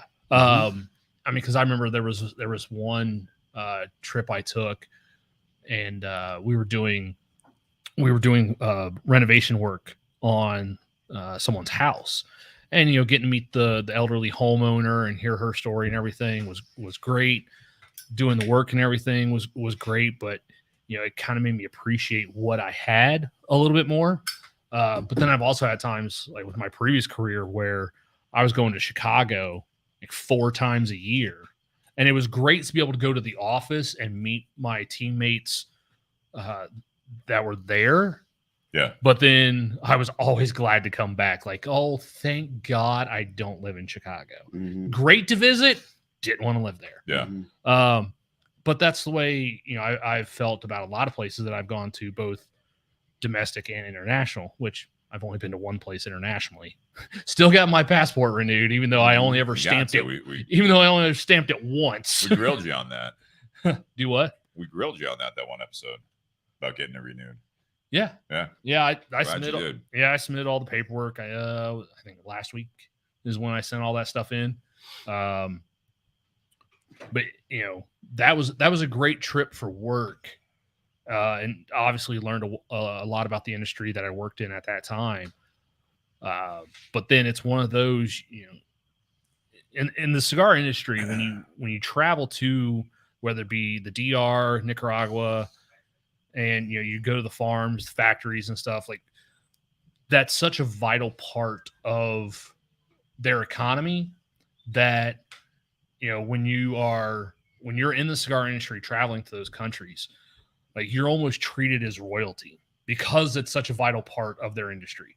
Yeah. And there's a lot of money involved in that. Obviously, if you're coming from the US and you're a cigar rep, like you're making more money than most of the people down there. Yeah, contrary to Ray's belief, Americans are treated very well in a lot of countries. Yeah. Yeah, because we spend money and they thrive on tourism. Yeah. In a lot of it.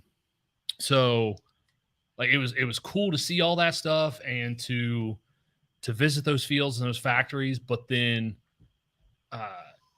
it's also one of those things when you see how other people in the world live. Yeah. Like you may think you have it a little rough or a little tight here, but then you go to those other places and you see how other people have it. You're like, you know what? Maybe what I got's not as bad as I actually think. I think that's what you're answering the question from Ray is, but how may the travel have changed you? What were the aha moments? There you go. There's one of them. What did you take home as far as experiences? I mean, I think that's across the board. Yeah. I mean, it depends on where you go. And you mentioned earlier, Ray, that I'm just went out to go play golf. And it was like it's 12-hour drive. It was out of state and a long drive. I didn't fly, but it was still a trip and it was travel and it was something I enjoyed. But the aha moments are like Nate said, there's, places we've been to and you really learn to appreciate what you have at home and know that you can go back to one and be grateful for that. And I think another thing too is, at least for us, Ray, you know as well as everyone, is my wife and I spent 2 weeks in China adopting our kid, and that was a whole trip. I've never had so many emotions in one trip where it was exciting and fun and scary as hell and what the hell did I just get myself into, to wow, we're bringing a kid into our life that's going to change us forever. And it was just a whirlwind of emotions, but it was something I would do over again in a minute just to bring a kid home and give them that chance. So there's so many out there, places and opportunities, and you can get out there and really see what the world is like from your own eyes, and to be able to take and then maybe times learn lessons from things and be able to apply that when you get home. Yeah. When I made that trip down to the DR, a lot of other companies where they're based in the Dominican is more towards the eastern coast, which has a lot of resorts and touristy areas. So that's where you find me. Yeah. And that's they want to keep that area nice because that's where a lot of tourists are going to go. They're going to spend a lot of money. They want that area to be very nice. Where LFD was located in Santiago is more in the central part of the island of Hispaniola and really close over to Haiti. And it's in between. I mean, it's, if you have first world, second world, third world, Santiago is going to be more second world. You go over into Haiti, and that's where it's more your third world, like abject poverty type of thing. Santiago, being in the DR, was a little bit nicer, but I'm sitting there on that trip, and I'm like, thank goodness I don't have to, be on a corner selling flowers, selling fruit, selling stuff like that to, be able to provide for my family. Or in some cases, I don't have to sell myself in order to be able to provide. I don't know the way you were doing that nightcap with Nate. Could lead down a interesting road there. Yeah. Not selling my body. Not yet. Yeah. Could be a gateway. This is how it all starts. There's a price tag. The price for everything. I'll just comment on this is that, I haven't had a whole lot of aha moments. I mean, I've enjoyed the trips I've taken over the years, and it has been to like resorts. Cuba was a good trip for me. Just traveling around the U.S. Like I've made a lot of memories growing up when we would just even go to like Wisconsin to the lake and made some friends that own the cottages. It was family time with my aunts and uncles, my mom, my grandmother. Those types of trips, when a lot of the kids were going to, Florida or the beaches at that time, we were going to visit family in Chicago. We were visiting with them it was around the lakes and everything in Door County in Wisconsin. But, to really start traveling, it was those international, even to resorts, which a lot of people may not consider that a great traveling experience. But for me, it is, you know what I mean? You get to see a little bit of a different culture, although it may be not the true, like when you go, I mean, it's one of those things. It's like you go off the resort. I did that in Jamaica and Ocho Rios, and it's like we're in a, I saw Burger King. We were at the shops, and that was cool. And then it's like some of the people I was with on that trip, they're like, oh, let's get some food. There's a Burger King there. And I was like, I don't want to go to a Jamaican Burger King. Like, that's not really why I would want to go into town. But again, to some people, it's like you see something familiar, but that is a third world country. That's not necessarily the type of trip that I wanted to take right then. But, Ray says that Cuba must have been eye-opening. It was in a lot of sense, and I don't need to go down that big rabbit hole, but it does show, and like the Cuban descent Americans that we have in like the cigar industry that I know and otherwise, they don't want to go back. I mean, that's the eye-opening experience there, is that, it's cool to see the country. It was cool to see the architecture. It was cool to see the culture. But as far as what they're dealing with a 100% communist regime, not somewhere I'd want to live. Nope. I don't need, my $35 a month and then a bag of rice and beans. Like, that's not necessarily what I consider a glorious existence. But they were all, I mean, everyone that I met down there was very energetic. They were very positive. I mean, they've enjoyed their life the best they can. And then a lot of the people wanted to get to the U.S. or elsewhere. I will. Most of them, actually. I will comment. Nate, you said your dad went to Ireland. I had the opportunity to do that about 15 years ago. And I think I kind of understand now what Ray was asking about the aha moment, because there was a time we went and spent a week there and stayed in this house right along the ocean. And it was like just breathtaking with like these islands, just the Blasket Islands are just off the, from we could see from our house, and the sun was setting, and we kind of climbed up on this little hill, and I was looking over the ocean. I turned back around. You see these giant green, like hills, almost mountains, not mountains, but pretty big. And I remember had a moment where I just kind of sat there and was like, this is it. When I die, I want my ashes spread here. It was the most breathtaking thing I'd ever seen in my life. Where was that again? Ireland. It's funny, Dingle Peninsula, isn't it? But it was the most westerly point in Europe. Yeah. It's like the most south, and it was right on a beach where they filmed a bunch of movies far and away, and like it's a very famous beach. But it was just one of those moments where it was just the perfect temperature, and the sun was setting over, and the sun that was setting, when you look back, was hitting those mountains, and the lush green. It looked like a giant quilt. The entire island looks like a fucking quilt. It's really cool. But it's just, I had that moment where I was like, this is what I picture heaven to be. It was like something that so aha moment was just. Yeah. My dad went there because that's where, our ancestors originally came from, was Ireland. Our original last name was Mikhail. What happened? So at the time, I like that. Remember the movie Gangs of New York? Yeah. Mm-hmm. Okay. So when they originally moved from Ireland to the United States, there was a lot of persecution and prejudice against Irish immigrants. No, I know. So they dropped the MC. I thought discrimination was a new concept. Isn't that what I learned in 2020? Yeah. So they dropped the MC because Hale is actually an English last name. I got it. And that's why then they ended up settling in Eastern Kentucky, because it was away from all that Sure. shit. They could do whatever they wanted to make a life for themselves. Mhm. And Makes sense. you know, I've talked to my dad about you know, some of our family history, you know, within the last few months, and you know, some of the more interesting things is actually from his grandparents. So people that I never got a chance to meet. Right. And like his grandfather had no education and always did odd end type of jobs in order to be able to provide for the family. He used to pick tobacco in Kentucky, in order to be able to provide, you know, food for his family, or do construction, or, you know, do whatever he could. You know, the house that they did not have indoor plumbing. You had an outhouse if you wanted to go to the bathroom. But also, being in Eastern Kentucky, there's wildlife out there at night.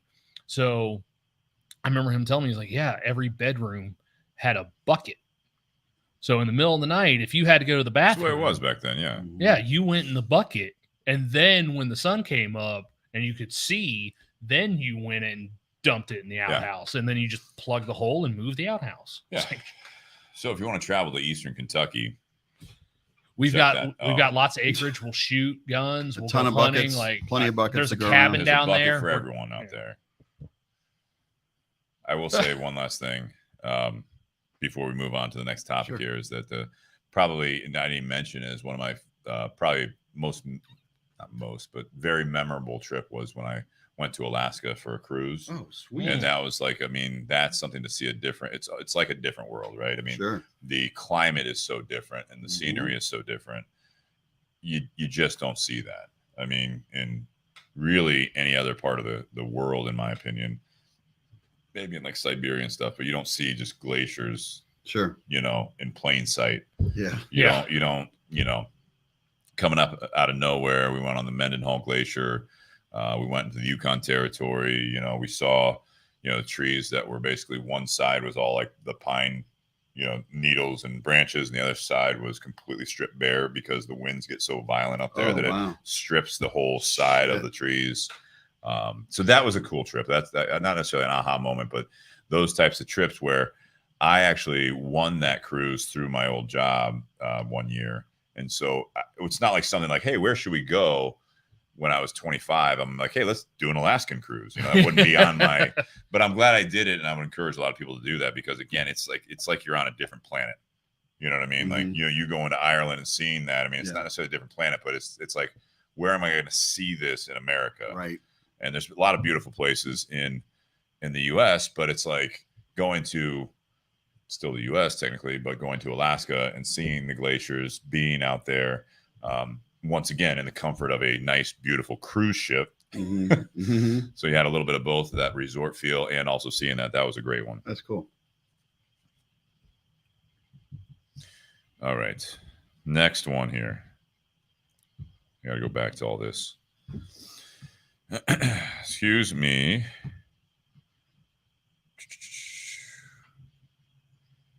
Doesn't matter what you talk about. Excuse me while I whip this out. Again, is that part of your novel? That's already been trademarked. The next one on there is Sean. Do you really want to talk about the afterlife? No. Okay. Go to his next. No, we already kind of touched on his next one. The friend one. Thought we kind of touched on that a little bit last week. Did you? Okay. Which one? Friendship. Well, I don't know if we should do this one, but there was your comment, and then Shannon Matson actually resounded that with spicing up relationships. Yes. All right. Let's go. All right. Can we start? I feel like Teresa's the only one not listening. Jess is in the garage, and I know Kristen's listening. She said that me saying Alaska was one of my most memorable. She said that's rude. It's not, you know, because we just went to Mexico together. Yeah. Like, it's not. I'm not comparing. Like, I wasn't saying that. I mean, it wasn't the company. We're going back to Mexico in two months, so that's how much we liked it. It wasn't the company. It was the scenery. Sean, you suggested spicing up relationships. Yes. So I assume we're talking about with significant others. Correct. Not friends. Unless you want to. I mean, I've got ideas, but no. There, you know. Pass the bottle, maybe we'll talk. I've been married for a little over 22 years. And as time goes on, you just, things you kind of get in a pattern, and you kind of do the same thing day in and day out. And to make a long story as short as I can possibly make it, I had that brain tumor 20 some years ago, and it damaged my pituitary, which controls all the hormones, like I mentioned. But there's a lot of, I see an endocrinologist who gives me a lot of medication and tries to like fine tune to the best that they can to have me feel like a normal person and have functioning hormones that are being replaced. So for quite a few years, I there was medication out there that I didn't realize that I could have taken that could help me. And about 4 or 5 months ago, I got some different kind of medication, and it was like a newer version of what I was taking. And it really kind of opened my eyes to a lot of things and made me realize I felt like I was in a fog, and I for so long, I fought depression, and it was just, there was a lot of disconnect between my wife and I, and now kind of having this eye opening, just all of a sudden, everything just kind of flooded out to think that I have this beautiful woman who's my wife, and I want to make things moving forward. I want to change things. So as I've been trying to improve my life to just have a better, trying to be healthier. I've lost almost 20 pounds now, and you look great. Thank you. And I try. Both you guys do, actually. Yeah, you do too, Nate. But I didn't lose any weight. But you're always sexy, Steve. Don't worry. Oh, there we go. Thanks. There you go. Fishing there. There you go. Spicing up this relationship. But yeah, good recovery. But as my eyes were kind of open to what I really had in front of me, I was starting to, like the intimacy was never really. It was kind of few and far between, just because of life and everything, and now it's like, not on a sexual, but any kind of intimacy covers more than just that. So I wanted to become more intimate and try different things to, spice up our life, spice up our relationship, sexually, intimacy, whatever, romantically, whatever. And I've been doing a lot of research, and I've come up with some ideas already. And like a couple weeks ago, I took my wife out to, I play golf at this course out in the middle of nowhere. It's a great story. And I'm going to keep the G version of it. So at least PG 13. He's one bomb. No, but I got a hold of the owner, and I said, hey, I want to take my wife out to look at the stars on your golf course. And he's like, sure, go ahead. No problem. So we went out there, and I surprised her, and we brought a blanket out and on this nice little elevated tee box, and just looked at the stars and satellites. And it was really romantic. And it was another way that we were able to connect, doing something we've never done before.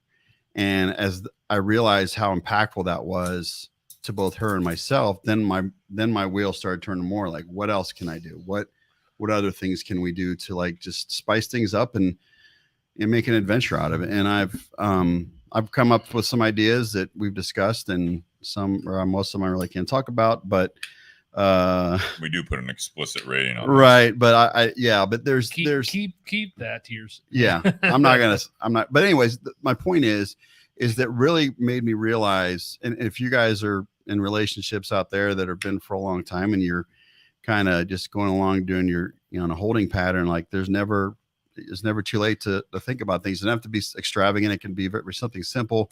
Surprise your significant other with somewhere to take them and not tell them, or any of those things. And I feel like that, like I get butterflies now thinking about times I've spent with Teresa, over the past few months, and more butterflies knowing that there's so much more out there that we can do and strengthen that by spicing it up. So I appreciate you bringing it up, because I think it was really important for me to share that, because I think it's so important in relationships to, you don't have to be in a holding pattern. You can make, and I'm sure people are gonna be like, I do it all the time. Well, great. I'm glad people out there that are still spicing up. Good for you. But I think there's a lot of people out there that may not, and know that the internet can show you a lot of different cool shit. So for me, I think the biggest thing with my different relationships over the years, and then my current relationship with Kristen, it's like what I've really learned is, and her and I talk about it a lot, because we're not always on the same page with the intimacy. And I'm not just talking to your point, not just the sex side of it. It's really spending time with each other. It's prioritizing. Right. We talk about prioritizing certain things more, because it is easy to get in a pattern. And sometimes a pattern is actually spending time together, Mm-hmm. you know, so it's not necessarily neglecting time together, but, you know, some of the I think the current things that we deal with now with the lifestyle, especially with us, you know, in the US is phones, you know, it's screen time, it's, you know, Netflix binging, and there's nothing wrong with that. But I mean, watching a show together and stuff like that, sometimes that then all of a sudden you've gone 2-3 weeks of all your free time. You're like, oh, let's watch the next episode. Let's watch the next episode. Yeah. And then by the time, you know, you're done with that, one of you or both of you are tired and works in the morning. I mean, it's prioritizing some of that. Sometimes it is shutting off the show and saying, let's go to bed. And I don't necessarily say you have to force it, but to your point, it's spicing it up in a sense where you have to have those reminders. Yeah. Building off the last, you know, you were talking about going to the golf course, but I mean, building off the last topic we were talking about with the travel, sometimes those trips can yes. really bring something out, because, you know, for her and I, one of the big things that we deal with right now is, you know, she's got a dog and I've got a dog. She's got a place, I've got a place, and we're, you know, and she does most of the back and forth, because I'm away from my dog a lot during the day. And then, so it's like, then it's, you know, at night, I don't want to leave him again. So she comes over here. Well, in that back and forth again, and then work and social life and everything else, it's prioritizing. And sometimes we put ourselves last, or the other person will think, you know, sometimes, you know, on one side or another, the other party is having like a rough day, and you're listening to their day, and they're having a rough day. Well, sometimes you can compartmentalize on one side, and the other side. Like a lot of times I'll be like, you know, I'm listening to you. I'm being that partner. I'm being that friend. Right? I'm being that ear right now. And I think that you're in a bad mood. You go to bed, and it's like, then, you know, a hard week goes by. And then it's like, because you didn't prioritize, and all of a sudden it's like, well, we haven't really been intimate. We haven't really spent any time together. And it's like, we have, like, I've been there for you. And she does the same for me, right? It's not just one-sided, but, you know, the partner can be there and they're trying to fulfill a role of support. Well, you don't necessarily, I mean, back when, you know, all of us guys, typically like when you're younger in your 20s or whatever, it's like, all right, you done, you know, you're like that not so great partner, because you're like listening, and then it's like, all right, well, as soon as, you know, we're done talking about this, like, let's do it. Yeah. You know what I mean? I think as the intimacy, the true intimacy grows larger, then it's more of like, no, like, I want to be there for you. And then it's about communicating of like, okay, I'm done talking. Let's, you know, like, that's it. You know what I mean? Like, we work through it. That's all I want to talk about tonight, where you have to be able to say that sometimes, because otherwise I think the partner doesn't necessarily know that you're ready to move on at the moment. You know what I mean? Yep. Go ahead. Sorry. No, finish. No, what I wanted to say was too, is for the last probably 5 or 6 years, I've been fighting depression, and I've shared that. And there's a lot of disconnect between her and I. There was a lot of, I would come home from work or get off work, and I would go downstairs and watch TV. Right. And I wouldn't want to even talk to her or Molly, or I was just kind of in this just really bad funk. And like today, for example, we have a mutual friend, or we have another couple really close to her dad's probably not going to make it to the night. So she's really having a hard time with that. So today she wanted to walk the dogs down to the park and back. And I was like, she's like, can you do that for me or with me? I was like, of course I'll do that. She goes, you know what though? 6 months ago, before you had this moment of fruition, if I had asked you, I wouldn't even have asked you, because I know you'd have said no, and I would have rolled your eyes. And that breed, you know, that breeds even more problems, because now there's that assumption there, right? Even though that 9 times out of 10 might be right, but then if you're not being asked, then you're not going to come out of your shell and do that. So again, that's good that you worked on yourself, and I think that is, again, going back to the prioritizing. Sometimes you have to prioritize yourself and your mental health, or whatever your physical health, whatever it might be. Yeah. So that you do want to get out there. You know, that was a big thing. You know, during, you know, COVID lockdowns, like I was doing Zoom things. I was doing, you know, smoking cigars with all you guys remotely, and sharing bottles, and no one knew what to do with their time and all that stuff. And it's like, some people went out and they were walking a lot. They were getting out. They were like, you know, like in our neighborhood, Sean, where, you know, we both live in the same neighborhood. We have these beautiful trails right behind the neighborhood. And it's like, when I finally did get out there, it's like there were tons of people out there. Mm-hmm. And most of the time it's like I was working during the day and all I wanted to do is like sit in my garage and watch a movie or smoke another cigar and stuff like that. And Nate, you've talked about that before, that you had been doing that too, where it's like, it's like you get home from work and you sit down on the back porch and you just want to smoke a cigar. And then all of a sudden there's that aha moment. Mm-hmm. And I mean, I think again, that's prioritizing your time. Mm-hmm. But I appreciate you sharing that, because that is important. But I also think that on the other side, as long as you're still in it and you're trying, don't give up asking. Mm-hmm. Don't give up trying. I mean, I put up on the screen here, Justin Turner says, he says it's important to make your significant other feel loved. Mm-hmm. He writes her handwritten notes, and you'd think it was $1 million to her. Justin, again, thank you, huge. brother, because that's an It's a awesome great idea. Yeah. I'm writing a note tonight. Thanks, man. And I'd gotten a message. Do we want to put it on the screen? Oh, we can't, because Jess never puts it. Yeah, they can't read that. I know.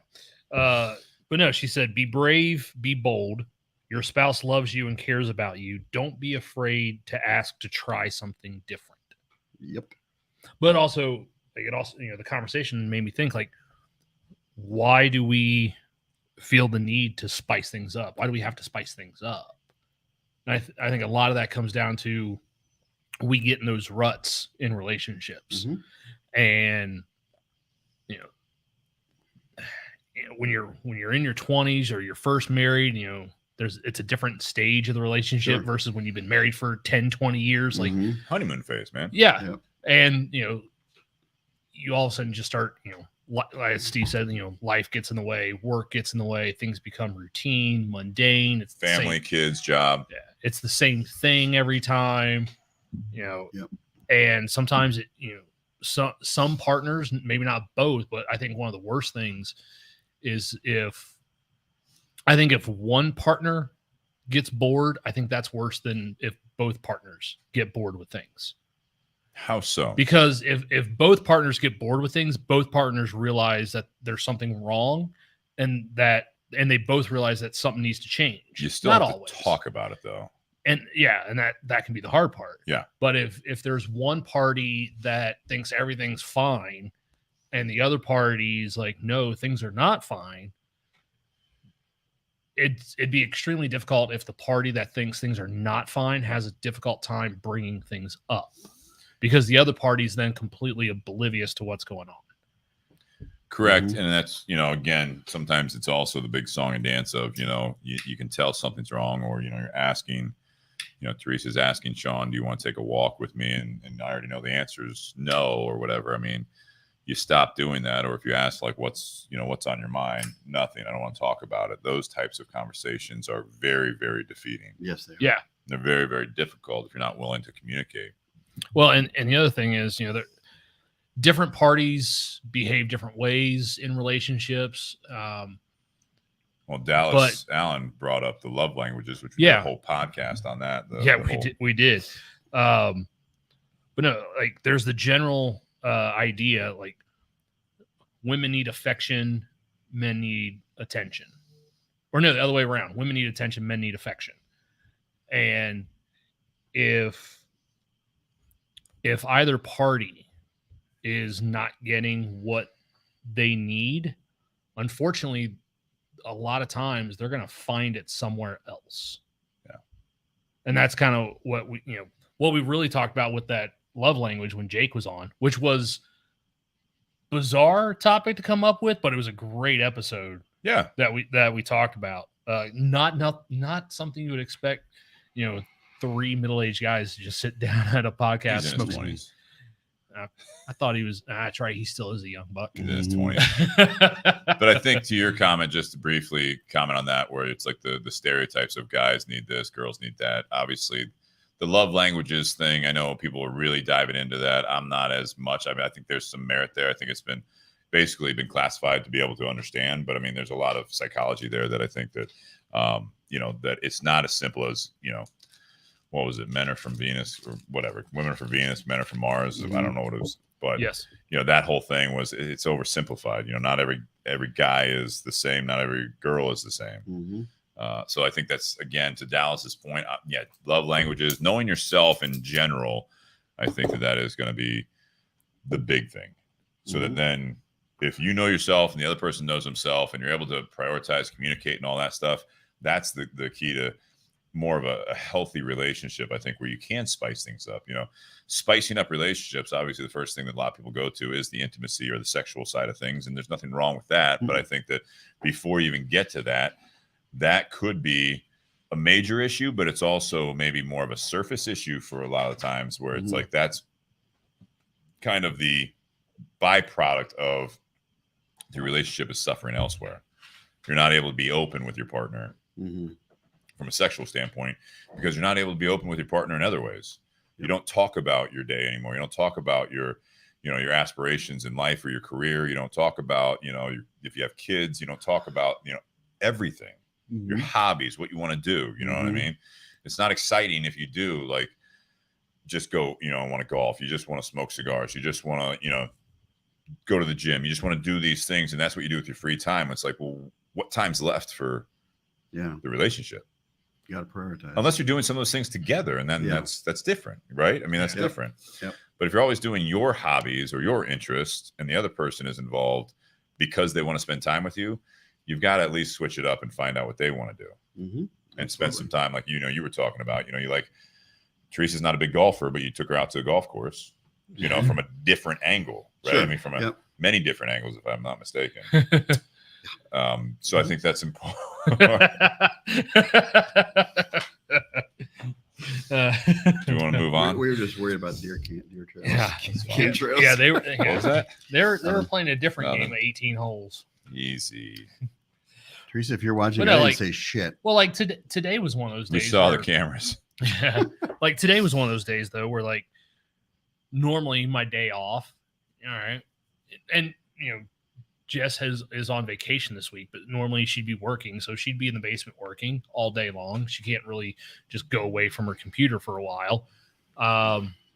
And normally it would be one of those where I would just sit on the patio, have a couple cigars, watch TV out there or whatever. But today was one of those things. It's like, got up, made breakfast. We sat out on the patio together, had breakfast together, and then, didn't even bring the TV out there. We just sat on the patio. I ended up, going into the backyard doing some yard work, but we just sat. We just sat back there and, talked to each other, talked to our phones, talked to each other, a little bit of both.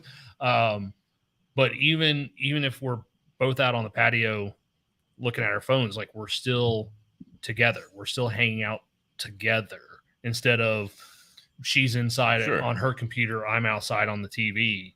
Like there was still, more connection doing that today than typical days off that I would have. Well, I'll say everyone's different. I think that's what you need to figure out, right? I mean, that's the thing. For some people, that is the problem, is that they just spend time on their phones. They wake up in the morning, they grab their phones, they're going to bed at night, they're staring at their phones, reading a book. It's like, it's what works for you guys, in my opinion. I got it, Jess. I got it. What? Nothing. She was making a comment to. She is angrily typing right now. No, she was making a comment to your story. Okay. Oh, got it. Lyme disease, anyone? Oh boy. Ticks. Did you check yourself? Yes, we did. Okay. We're fine. Shannon Matson says, who do you look up to the most and what qualities do you love about that person? That's a good question. My stepfather was always someone that I looked up to the most.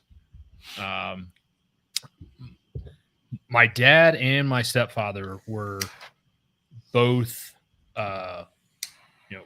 male role models for me, but for different reasons.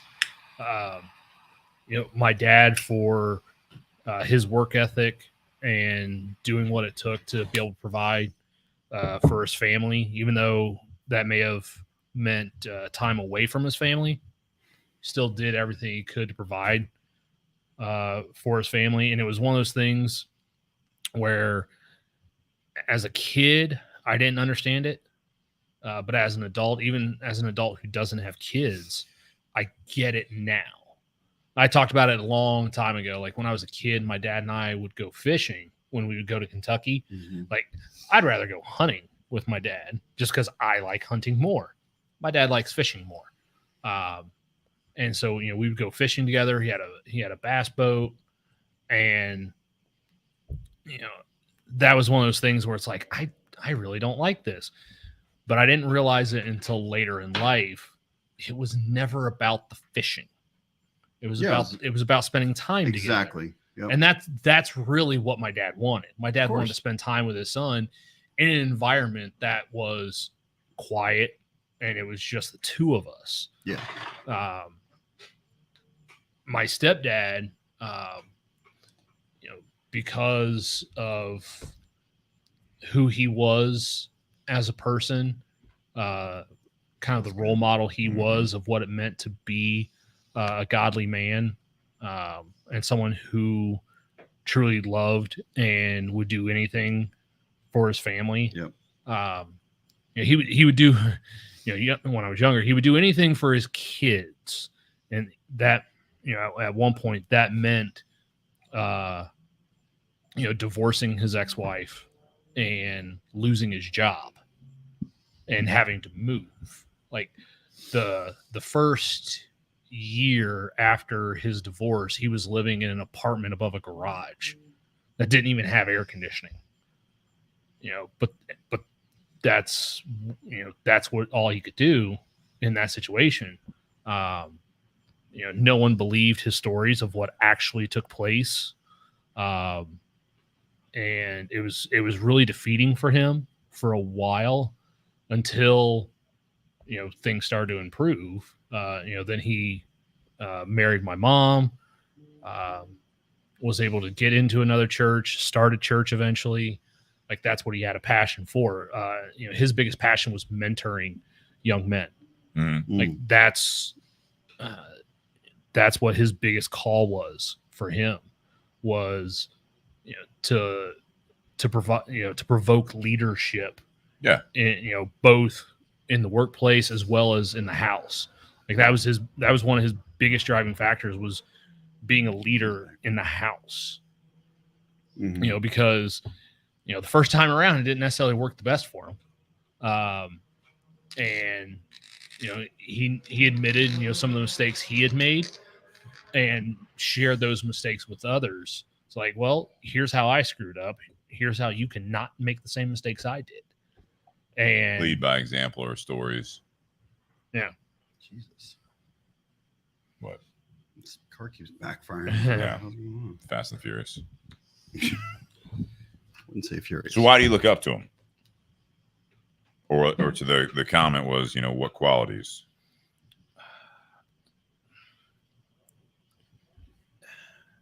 He was someone that I considered a good example of what being a godly man was. Okay.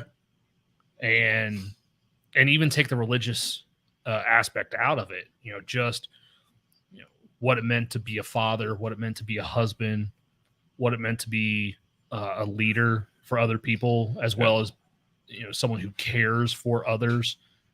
You know, he had a genuine care for other people throughout the week. If he wasn't working on sermons, he was doing hospital visits to people he knew.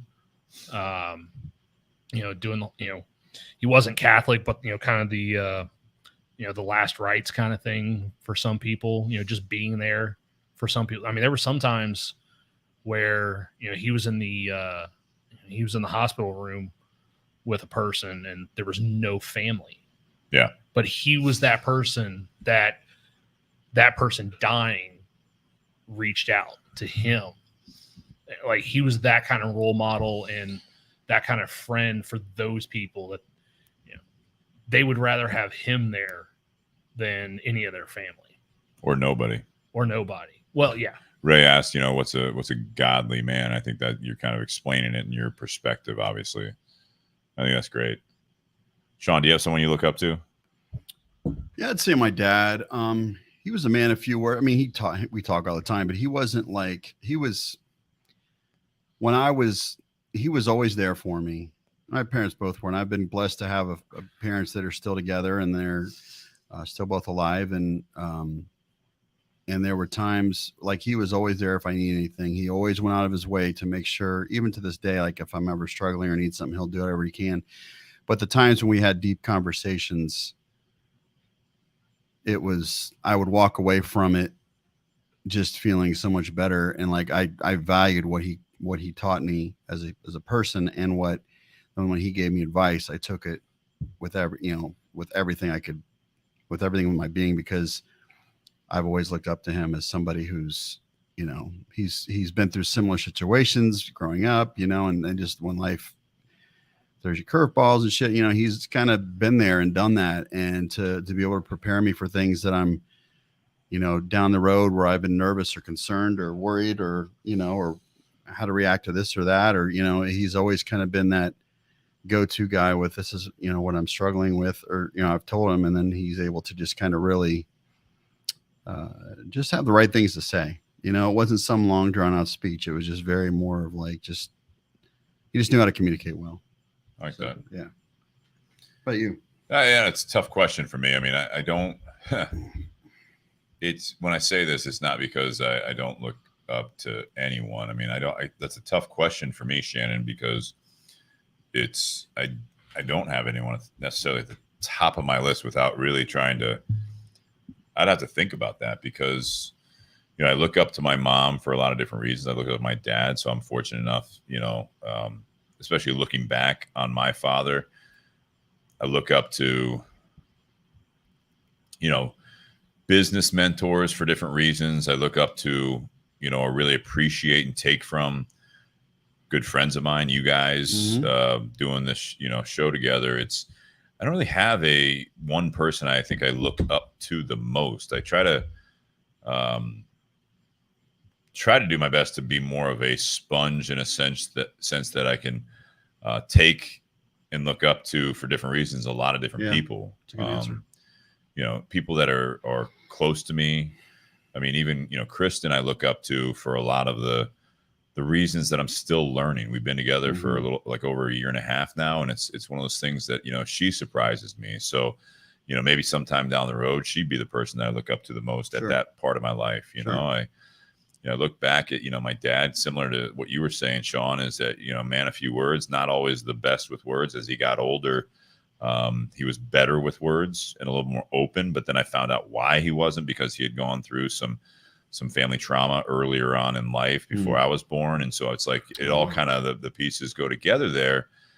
And so I don't have one individual, I think, that I look up to the most. And if it is, it's depending on what phase of life I was in and what I'll be in. It's just, and some people have that. I love the fact that people have that. I kind of, in a sense, I wish I had that, where there was like that one person that I really, that was always my go-to, or my one true inspiration. And I got to be honest, I don't think I have, off the top of my head, that one person in my life. I look up to a lot of people, or take inspiration from so many people, even people that are, listening tonight, Ray Cheshire, for all the shit that he gives us on here. I mean, there was a time that he and I had some tough, conversations and shit that I was going through, you know what I mean? And it was nice to have conversations with him about that. I had a business mentor that's, he's still with us, and John Gibson.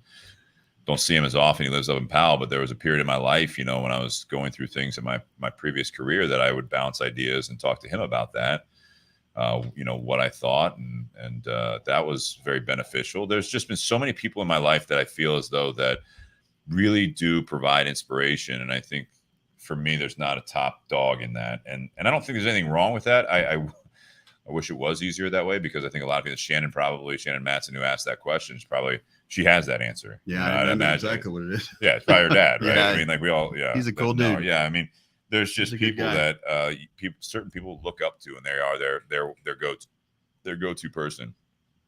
And I would twist that question around to a point where I feel fortunate that I have multiple people that I am able to lean on or look up to at any given phase of my life or any given situation. So that's my answer to that one. That's a tough one. Yeah. It's a tough one. Well, you're looking up the next one because Ray had asked, and I'm, again, not the religious side, but what's a godly man? Yeah. Again, I'm not going to bring up the religion. So a few weeks before my stepdad passed away, I was sitting on my back patio having a cigar, and I was thinking about him. And I texted him, I hope you're having a good day. I wanted to thank you for everything you've done for my family during the last 30 years, from baptizing me and my father to giving me the birds and the bees talk and improving my mother's days. You've been a great influence on me and who I am. A few minutes later, my mom texts me. David just got up from the couch and rolled his walker to the bedroom. I asked him where he was going. He said, I've got to get my funeral suit ready. So he picked out his suit, his shirt, tie, and socks. When he laid back down, he said he was ready to go. This is right after you texted him. Yep. Wow. It's nice, man. Wow. Very impactful. That's freaking, you win. It's not a contest. I know, but that's amazing, dude. No, Sean, try to one up it. Nope. Do your Not best. gonna touch it with a 10-foot pole. That's amazing, Nate. I'm glad you guys had that because that's something you'll obviously cherish for the rest of your life. And well, I have those, that was 3 years ago. Mm-hmm. I have those texts screenshot and saved. Yeah, of course. Yeah. I'm glad you got to have that opportunity. Yeah. And honestly, I consider myself fortunate Mm-hmm. for being able to have that because not everyone does. Not everyone gets a chance to, be able to say that. Not that I would come close to topping it. I'm not trying to, No, Steve. You're fine. But I mentioned earlier that we have another family we're pretty close to. They adopted a kiddo from China as well, close to the time we did. And we've always stayed in touch. They live in Charlottesville, and we go on vacations with them all the time and stay in touch. Well, the woman in the relationship, her dad is, he may not make it through the night. And he actually lived in that house next door to you. And his daughter, he has, his whole family grew up there. Anyway, Teresa had a huge falling out with her dad about 10 years ago. And she's always felt that void that she could never find a replacement for. And he was always, Joe is the one that's the one who's not going to probably make it tonight, is he was always kind of that guy as we got to know them as their family would step in and be like, offer her fatherly advice or just kind of be a person to listen to as a father figure. And so last night or 2 nights ago, we messaged him, FaceTimed him, and he was just like, he was still coherent. He's like, I'm ready. I'm done. I fought the good fight. And my wife was like, I just want to tell you, I haven't had a dad and to connect with in the last 13 years, but you're the closest thing that's ever been to a father to me. And I'll never forget that. And I can never thank you enough. And I'll miss you. Now I'm like, I got to go back to work. I mean, I was like, we were all bawling by that point, but it was to have that. And when I was speaking on Nate, is to have that opportunity to tell someone you love, just to pour your heart out and let them know how you feel is, I think, and if it ever comes to that in anybody else's life, don't leave any stone unturned. Make sure you speak your mind and your piece and let them know how you feel, because you never know. So I think that's a really impactful and important point that a lot of us don't do. Yeah. Nate, and also your story too, Sean. Yeah. The timing of it is a great example of that. Yeah. Truly. Yep. Almost got you. Not a contest. You started it. No, but we needed a laugh. Yeah, we sure did. All right. Here's one from Ray. All right. I thought he was joking about this at first because of the back and forth he had with Bobby Hirschman on the comments here. Were they going at each other? Shocker there. Yeah, two of the most vocal people in the community page. How about the effects of bullying? Been a hot topic. Oh, not as much anymore. That kind of faded to the background, and you see. Well, it's gone kids. more cyber. It's more, yeah. But I mean, there's just too many other hot topics that the news wants to talk about. Well, yeah. I would assume most of us, quote, grown-ups, end quote, have suffered some level of bullying while growing up, but has it only had a negative side effect or negative effect? Excuse me.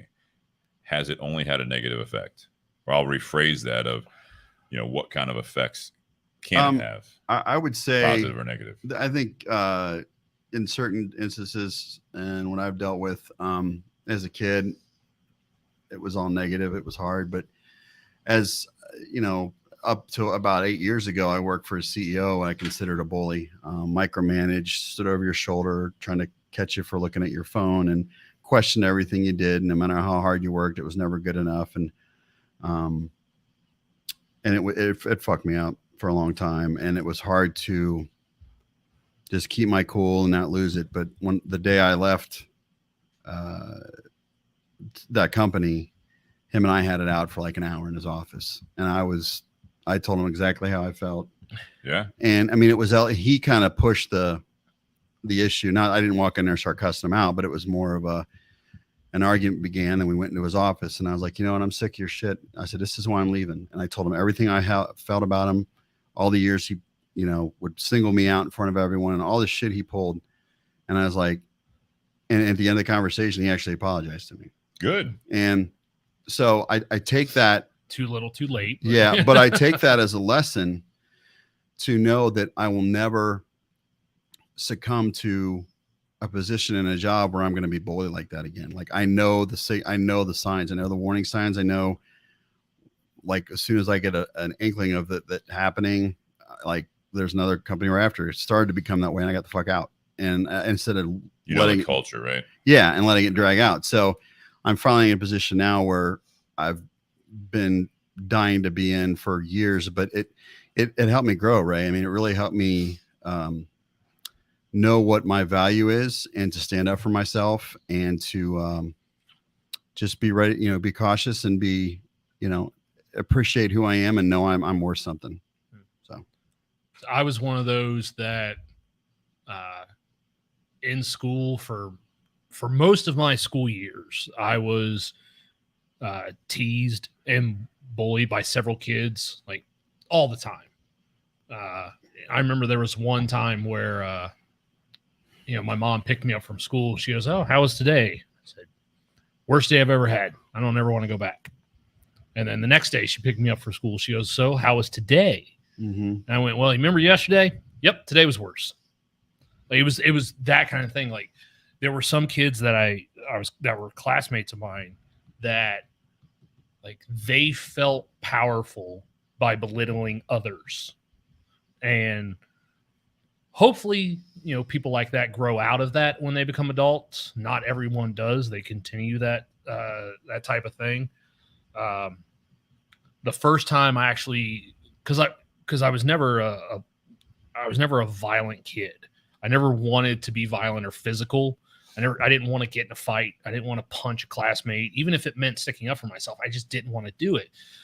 Even though I had two great examples in my family of people who did, my dad and his brother, when they were in school, both of them had kids that would bully them, and they ended up beating the shit out of them. Mm-hmm.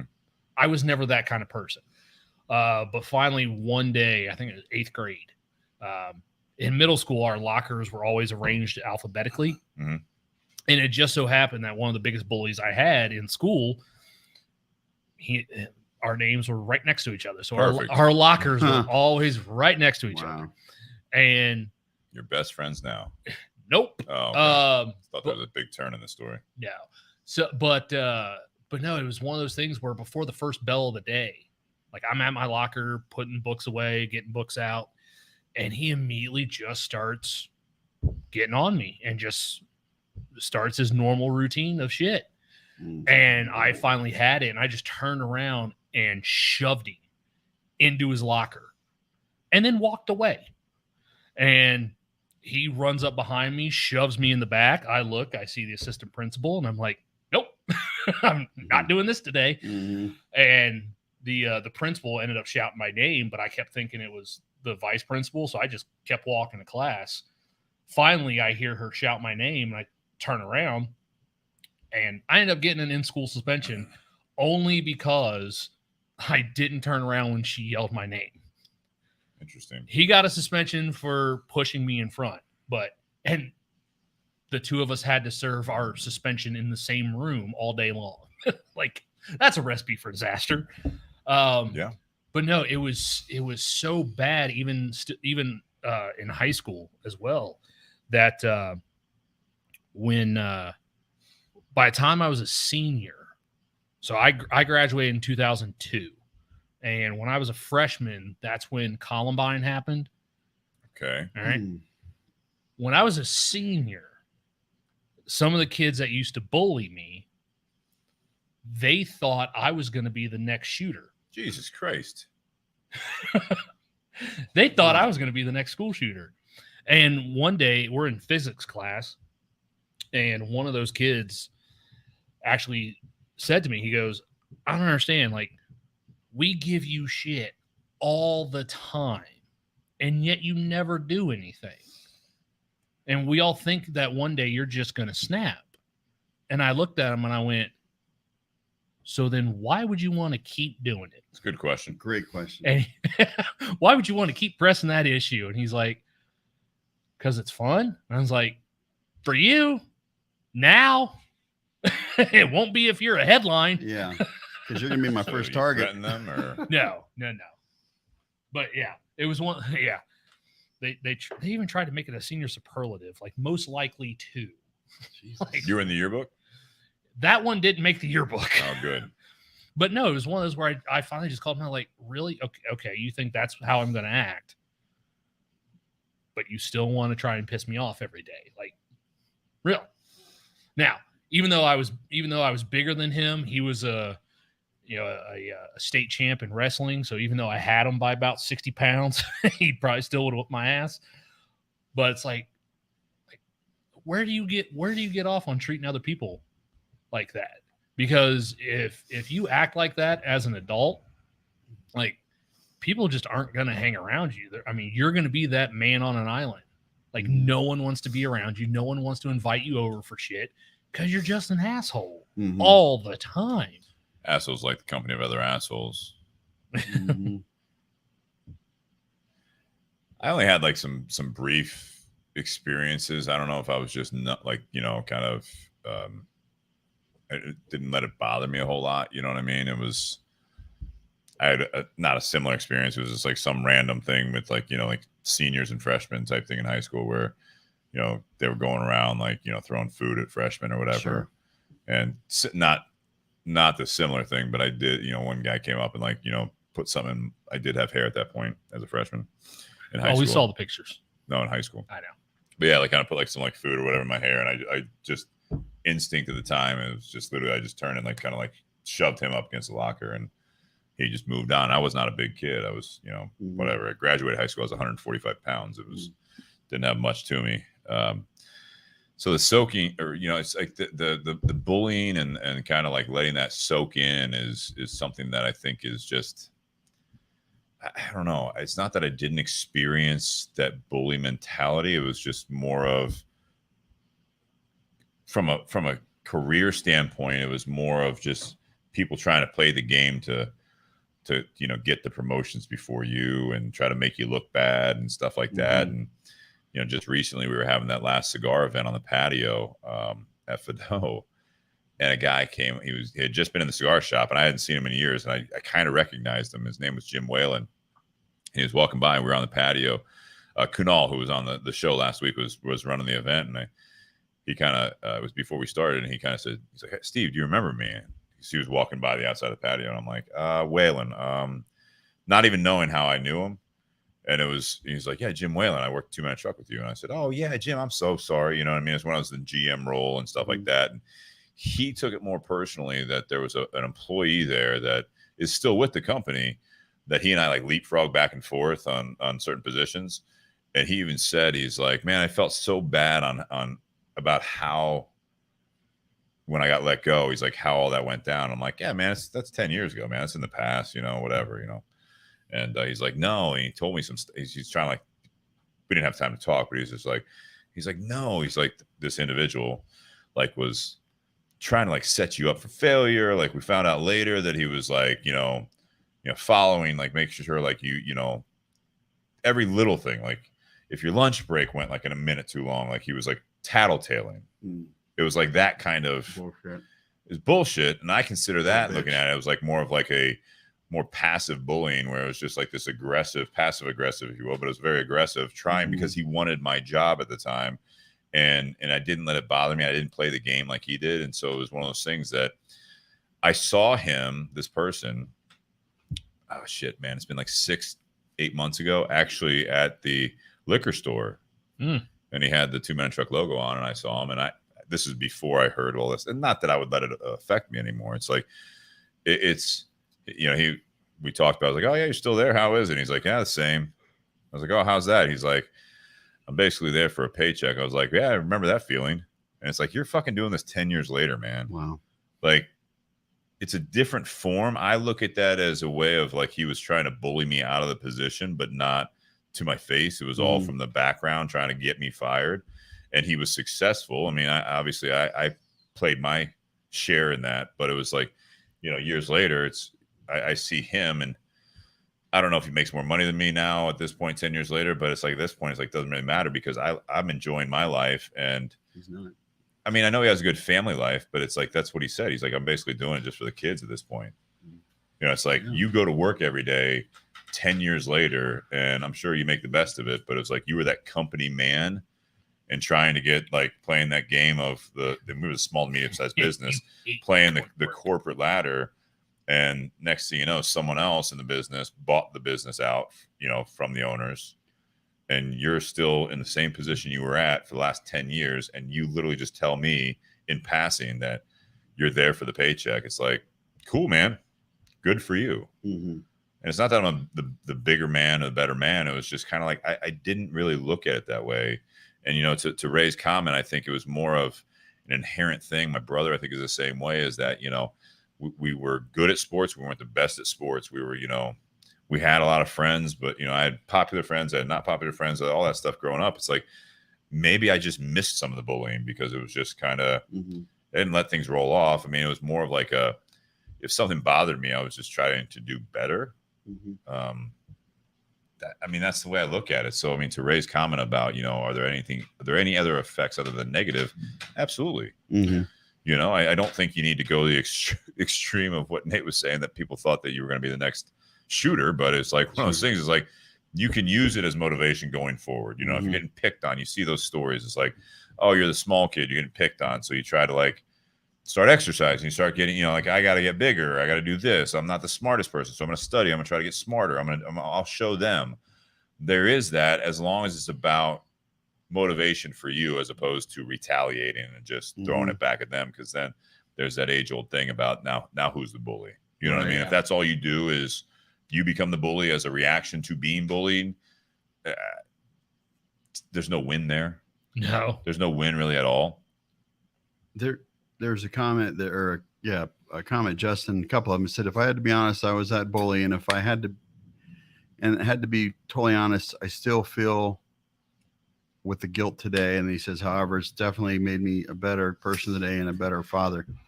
Justin, I can relate. I look back in grade school, and I probably did a couple things to a couple kids that I know I did were bad. And it was just more of a humiliating thing. And I look back now, and there's still some guilt. Actually, the one that I used to pick on, he ended up passing away a few years ago, and it was like, okay, let's lay on the guilt more. But what I learned from that, and I learned, like you said, like now, there's been times where my kid's been bullied, and like I learned from what I went through and what I did when I was the aggressor or the aggressee, and was just like, this is what they're thinking. They're just doing it for attention, or there's something behind the scenes as to why they're not happy because they're doing it, or what, but it definitely taught me a lot. And I think, you say guilt, I am riddled with guilt, but all we can do to get you and I and everybody else is just keep moving forward. And like you said, learn from what you did, and be the best father and husband you can be, man. Yeah. I just found out recently that, and luckily they don't really listen to this, is, my nephew has kind of experienced some of that at his school, and now my niece is going to be going to college, so he's going back this year, and I could tell that he's hesitant to go back, to school, and it was surprising for me to hear, but not that surprising because that's how kids can be. And it's just it's tough when they're that age, 12, 13 years old, and trying to be there. He hasn't really talked to me much about it, but I think there'll be a conversation going forward, and he, I think, is responding by getting more into sports. He's, he's using a little bit as motivation and trying not to let it bother him. Exactly. But it clearly does. I mean, and again, this day and age, it's like anytime you do open up, and apparently, he has a lot of kids do, it's the immediate response is almost overkill with like counseling. And I don't know all the things that he's going through or other kids are going through, or what you guys went through, but now it's counseling, it's medication, it's like all this, like, or the zero tolerance that schools have. Yeah, I mean, it's like, you don't want to get someone in trouble, so I mean, it's always a constant battle. But I would say that my only thing is that use it as motivation. It's something that you can use, and as we are at this, on the show, and listeners, it's everyone is going to be, we're adults, so as adults, figure out how to respond to that.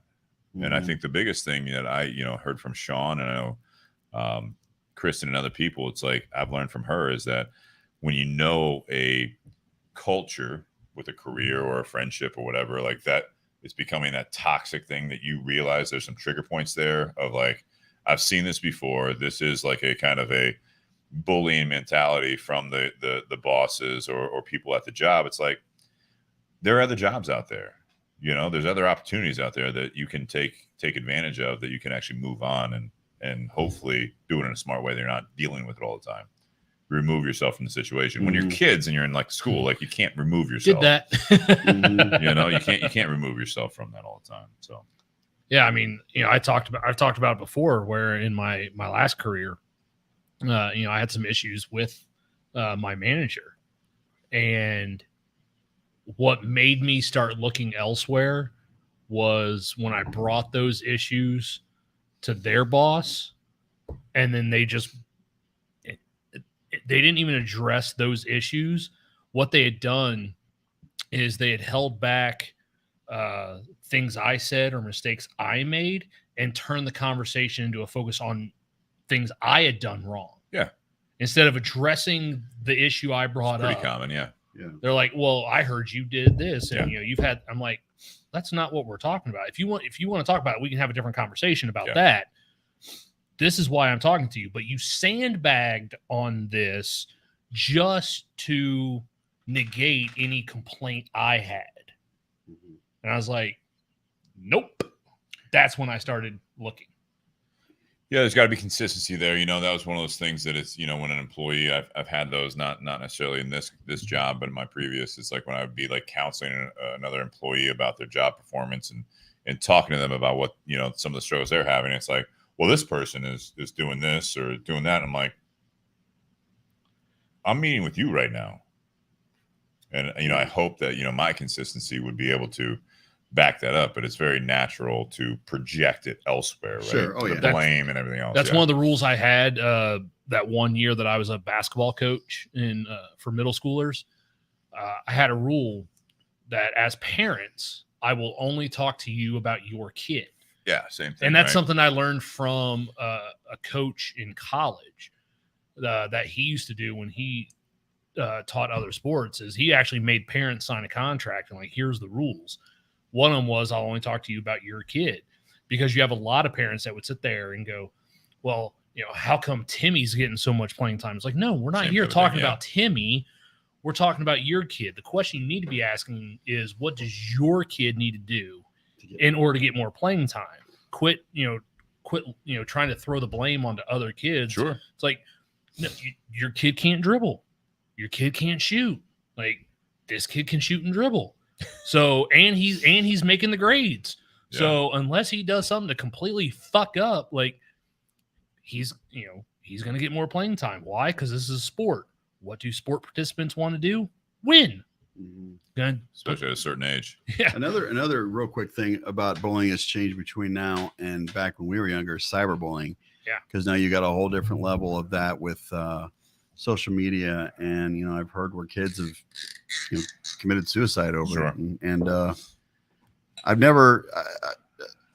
I don't know. I mean, I don't know how you feel, or if you ever posted somebody and somebody trolls you or talk some shit, and usually I don't care, but sometimes it'll irk me. But I can imagine if somebody specifically went out of their way to humiliate me at that kind of a level, and that's a whole. I mean, that's another thing. It's just, it sucks that we're in that. Social media and internet and all that shit's great, but it can also be very horrible. Well, yeah, I mean, from an adult standpoint, even with like the bourbon stuff, it's mentions, picked up a bottle of that Heaven Hill Bottle and Bond, and Nate brought up on we're on the same group page, and someone posted a picture of like, hey, look at what Kroger in Columbus has, and they posted this, and like one person commented when I saw it, and they're like, oh, cool, which Kroger? And the response from the poster was literally like, in Columbus. I'm like, you gotta be a fucking dick, dude. Yeah. It's like, just don't be a dick. Yeah. I hate that. It's well, there was another one where in do that you get off. I mean, and that's, it's much lesser, right? Yeah. With like the bourbon and the cigar, everyone's like an expert and they all have these opinions on shit. And it's like, if you have a different opinion, you're wrong. And it's like, you don't make the cigars, you don't make the whiskey. Like, it's like, you're not an expert. You have maybe more bottles or more cigar. You've done but it's, the adult equivalent anymore is just being an absolute dick about it. It's just being rude. It's being condescending. It's being all that stuff. And it's like, go fuck yourself. Well, there was if this is what gets you off, then good for you. Like, I feel bad for, especially with like the bourbon guys. I hope you're single, because I feel bad for your wife and kids if you're not, because you're an absolute dick. There was another one in that same group where someone from, someone from out of state. That's cyberbullying as adults in the bourbon and cigar world. Oh yeah. It was someone from out of state, and they were like, hey, where's a good place that I can get these 2 bottles? And both of them happen to be lottery bottles in the state of Ohio. So a bunch of people just had the laugh emoji, and someone in the comments actually called it out and was like, why are you guys sitting there laughing at this person's question? This person's not from Ohio. They don't understand that this is allocated, or not just allocated, but like it's a lottery. They don't understand. You can't just walk into a store. Yeah, even if they are from Ohio, they're not you. Yeah. Yeah. So, all right. I don't really have any others from the comments. I don't have anything from the community page. I enjoy doing this type of a part two. This is a lot of fun. Yeah. Getting to talk about what you guys want to talk about. I'm happy that the rain's finally coming here because it's finally cooled off.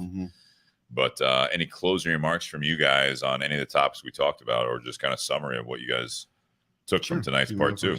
Go ahead, Sean. All right. As always, I love being a part of this, the podcast, whether I'm behind the camera or not, or I'm in front. I love having these kind of conversations, because I don't know about these guys, and I'm sure they can agree, but it makes you really think. It makes you really dig down inside and maybe bring things up that you haven't brought up in a long time, and a lot, and you can learn from it. I know I've learned a lot over the past few months with the relationship with my wife, and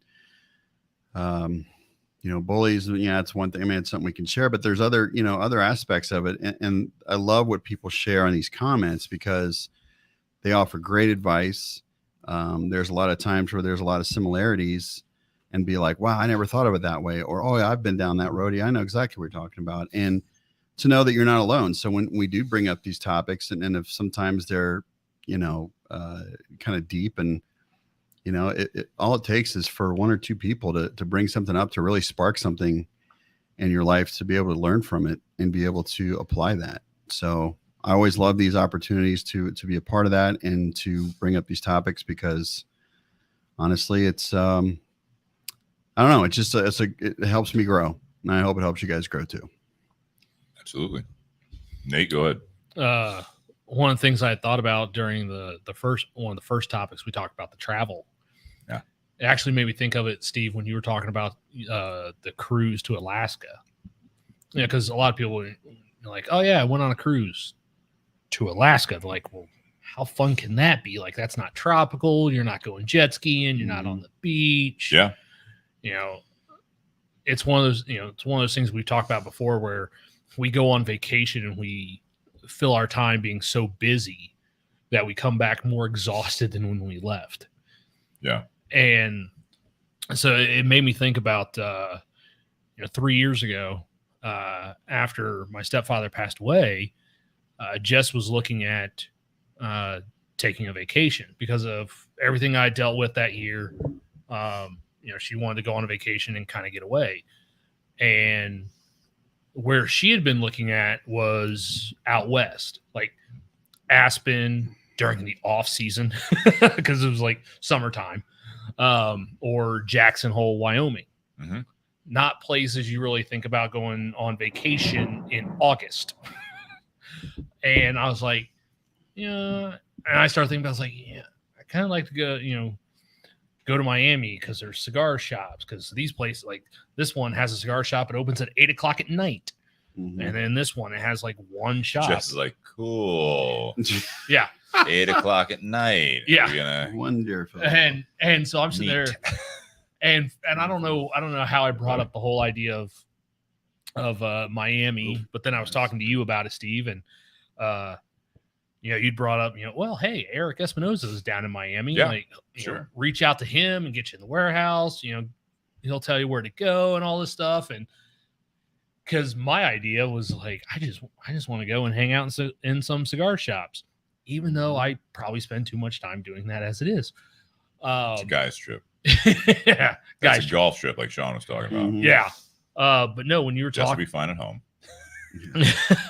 But when you were talking about that, she does this. She's like, go, fly, go. Yeah, be gone. Yeah, get out of the house. Yeah, right. But no, when you were talking about that trip to Alaska, I can only, because I've never been, I can only imagine, and hearing you talk about it, I can only imagine how beautiful the scenery was, the landscape. Yeah. Again, it's like a different planet. It is. And so it made me think, like, how good would that trip to Jackson Hole, Wyoming have been? And Jess is right again. This is why we need the other camera focusing on the studio. That's right. She wanted to comment on the feed. I can't get a camera on her. She'd be back in the house or in the car waiting. Like, I've been in the car. But no, it's one of those things. It's like, what am I going on vacation for? What am I doing the travel for? Am I doing the travel just to be busy doing? Because I was sitting, like I said, I always used to kind of, think how ridiculous it was to go on vacation and you're just busy doing stuff all the stinking time. Sure. And then I sit there and Jess brings up the idea of going on vacation. I'm like, well, what do I want to do? I want to hang out at a cigar shop and smoke all day. It's like, is that really, like, I can do that here? You won't like those people there. It's fine. I could take a week off of work and just sit at home and do that on my back porch. Mm-hmm.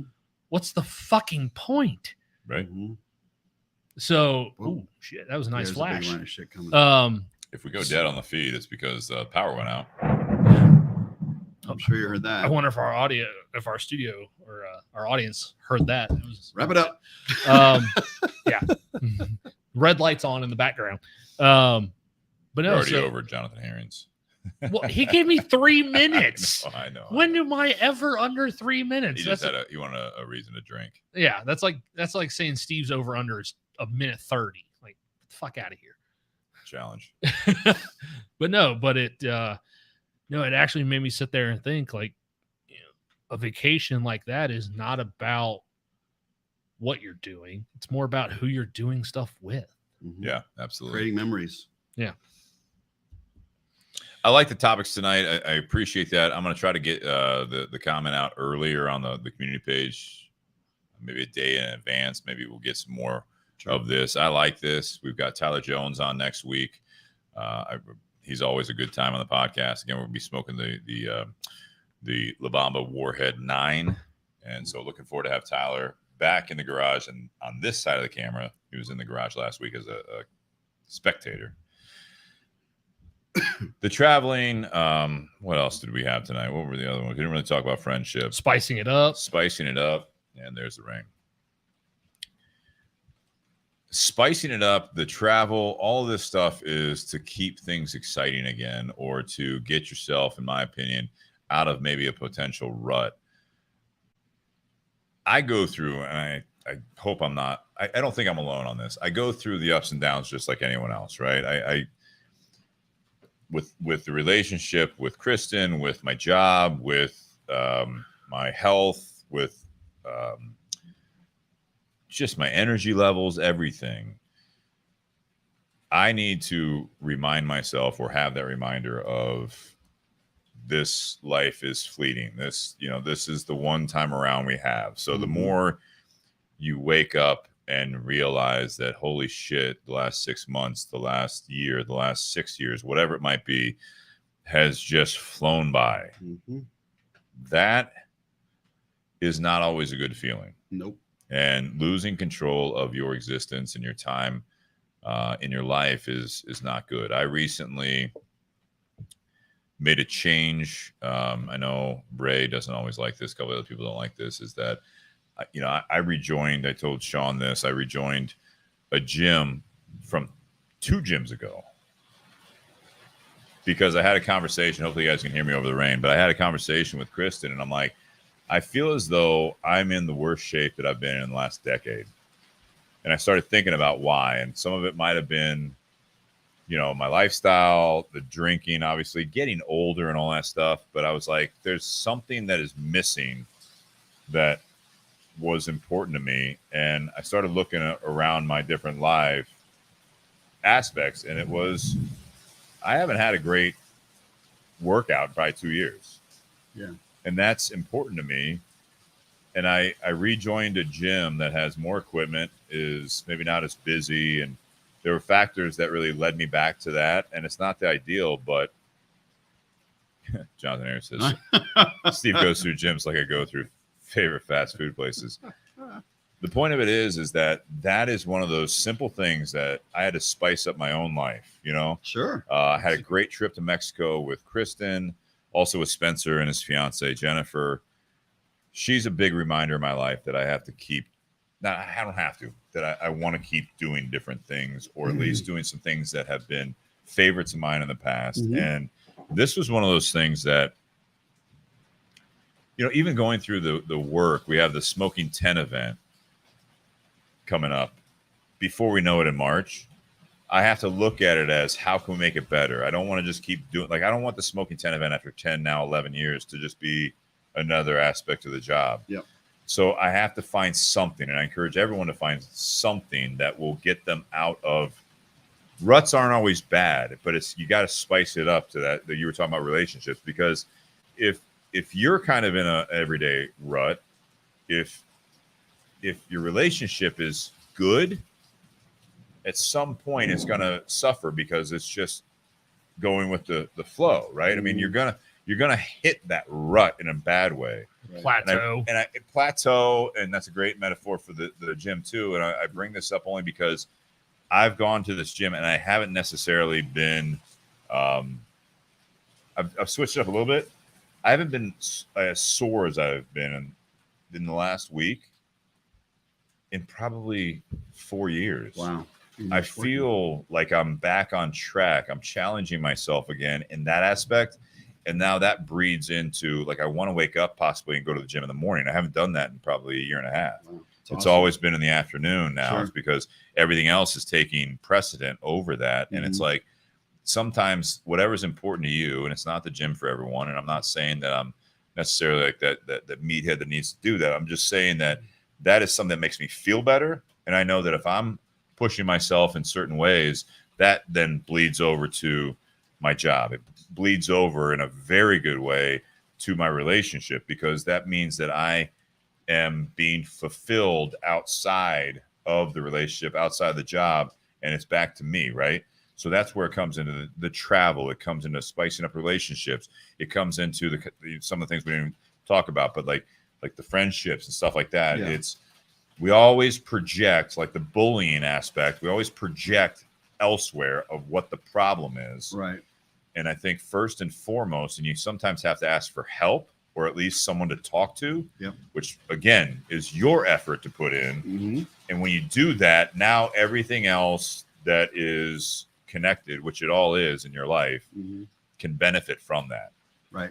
And that's why I brought that up, because it's short, it's been recent, but I feel rejuvenated because that was at the time in that realm of my life the best me. Mm-hmm. And I kept thinking, like, why don't I feel as good about myself as I got a great girlfriend, I got a house, I got a dog, I got a great job, I've got you guys on this, in this community, I've got great friends. Mm-hmm. It's something was lacking, and I really tried to dig deep on what it was. And I hope I found it. It could be short term, but I hope I found it, that I now have a rejuvenation in my life, that therefore friends in my life will get more out of me. I'll get more out of the friendships. Yep. Kristen will get more out of me, Yep. and I get more out of the relationship, and we get more out of the relationship. Yep. The job and the people that the business affects gets more out of me. Yep. And therefore I get more out of it. And I think that's the resounding awesome. thing as I'm thinking about all these topics, is that the more you put into yourself, in a sense, the more you impact others, and therefore it's reciprocated back towards you. And Yeah. that's how I looked at that. I like that. Yeah. Very good. Guys, happy Whiskey Wednesday. We got a storm coming through right now. I hope you guys are enjoying yourself wherever you're at. And whenever you listen to the podcast, we will see you next week with Tyler Jones in the garage. Cheers, guys. Happy Whiskey Wednesday. Cheers. We'll see you next week.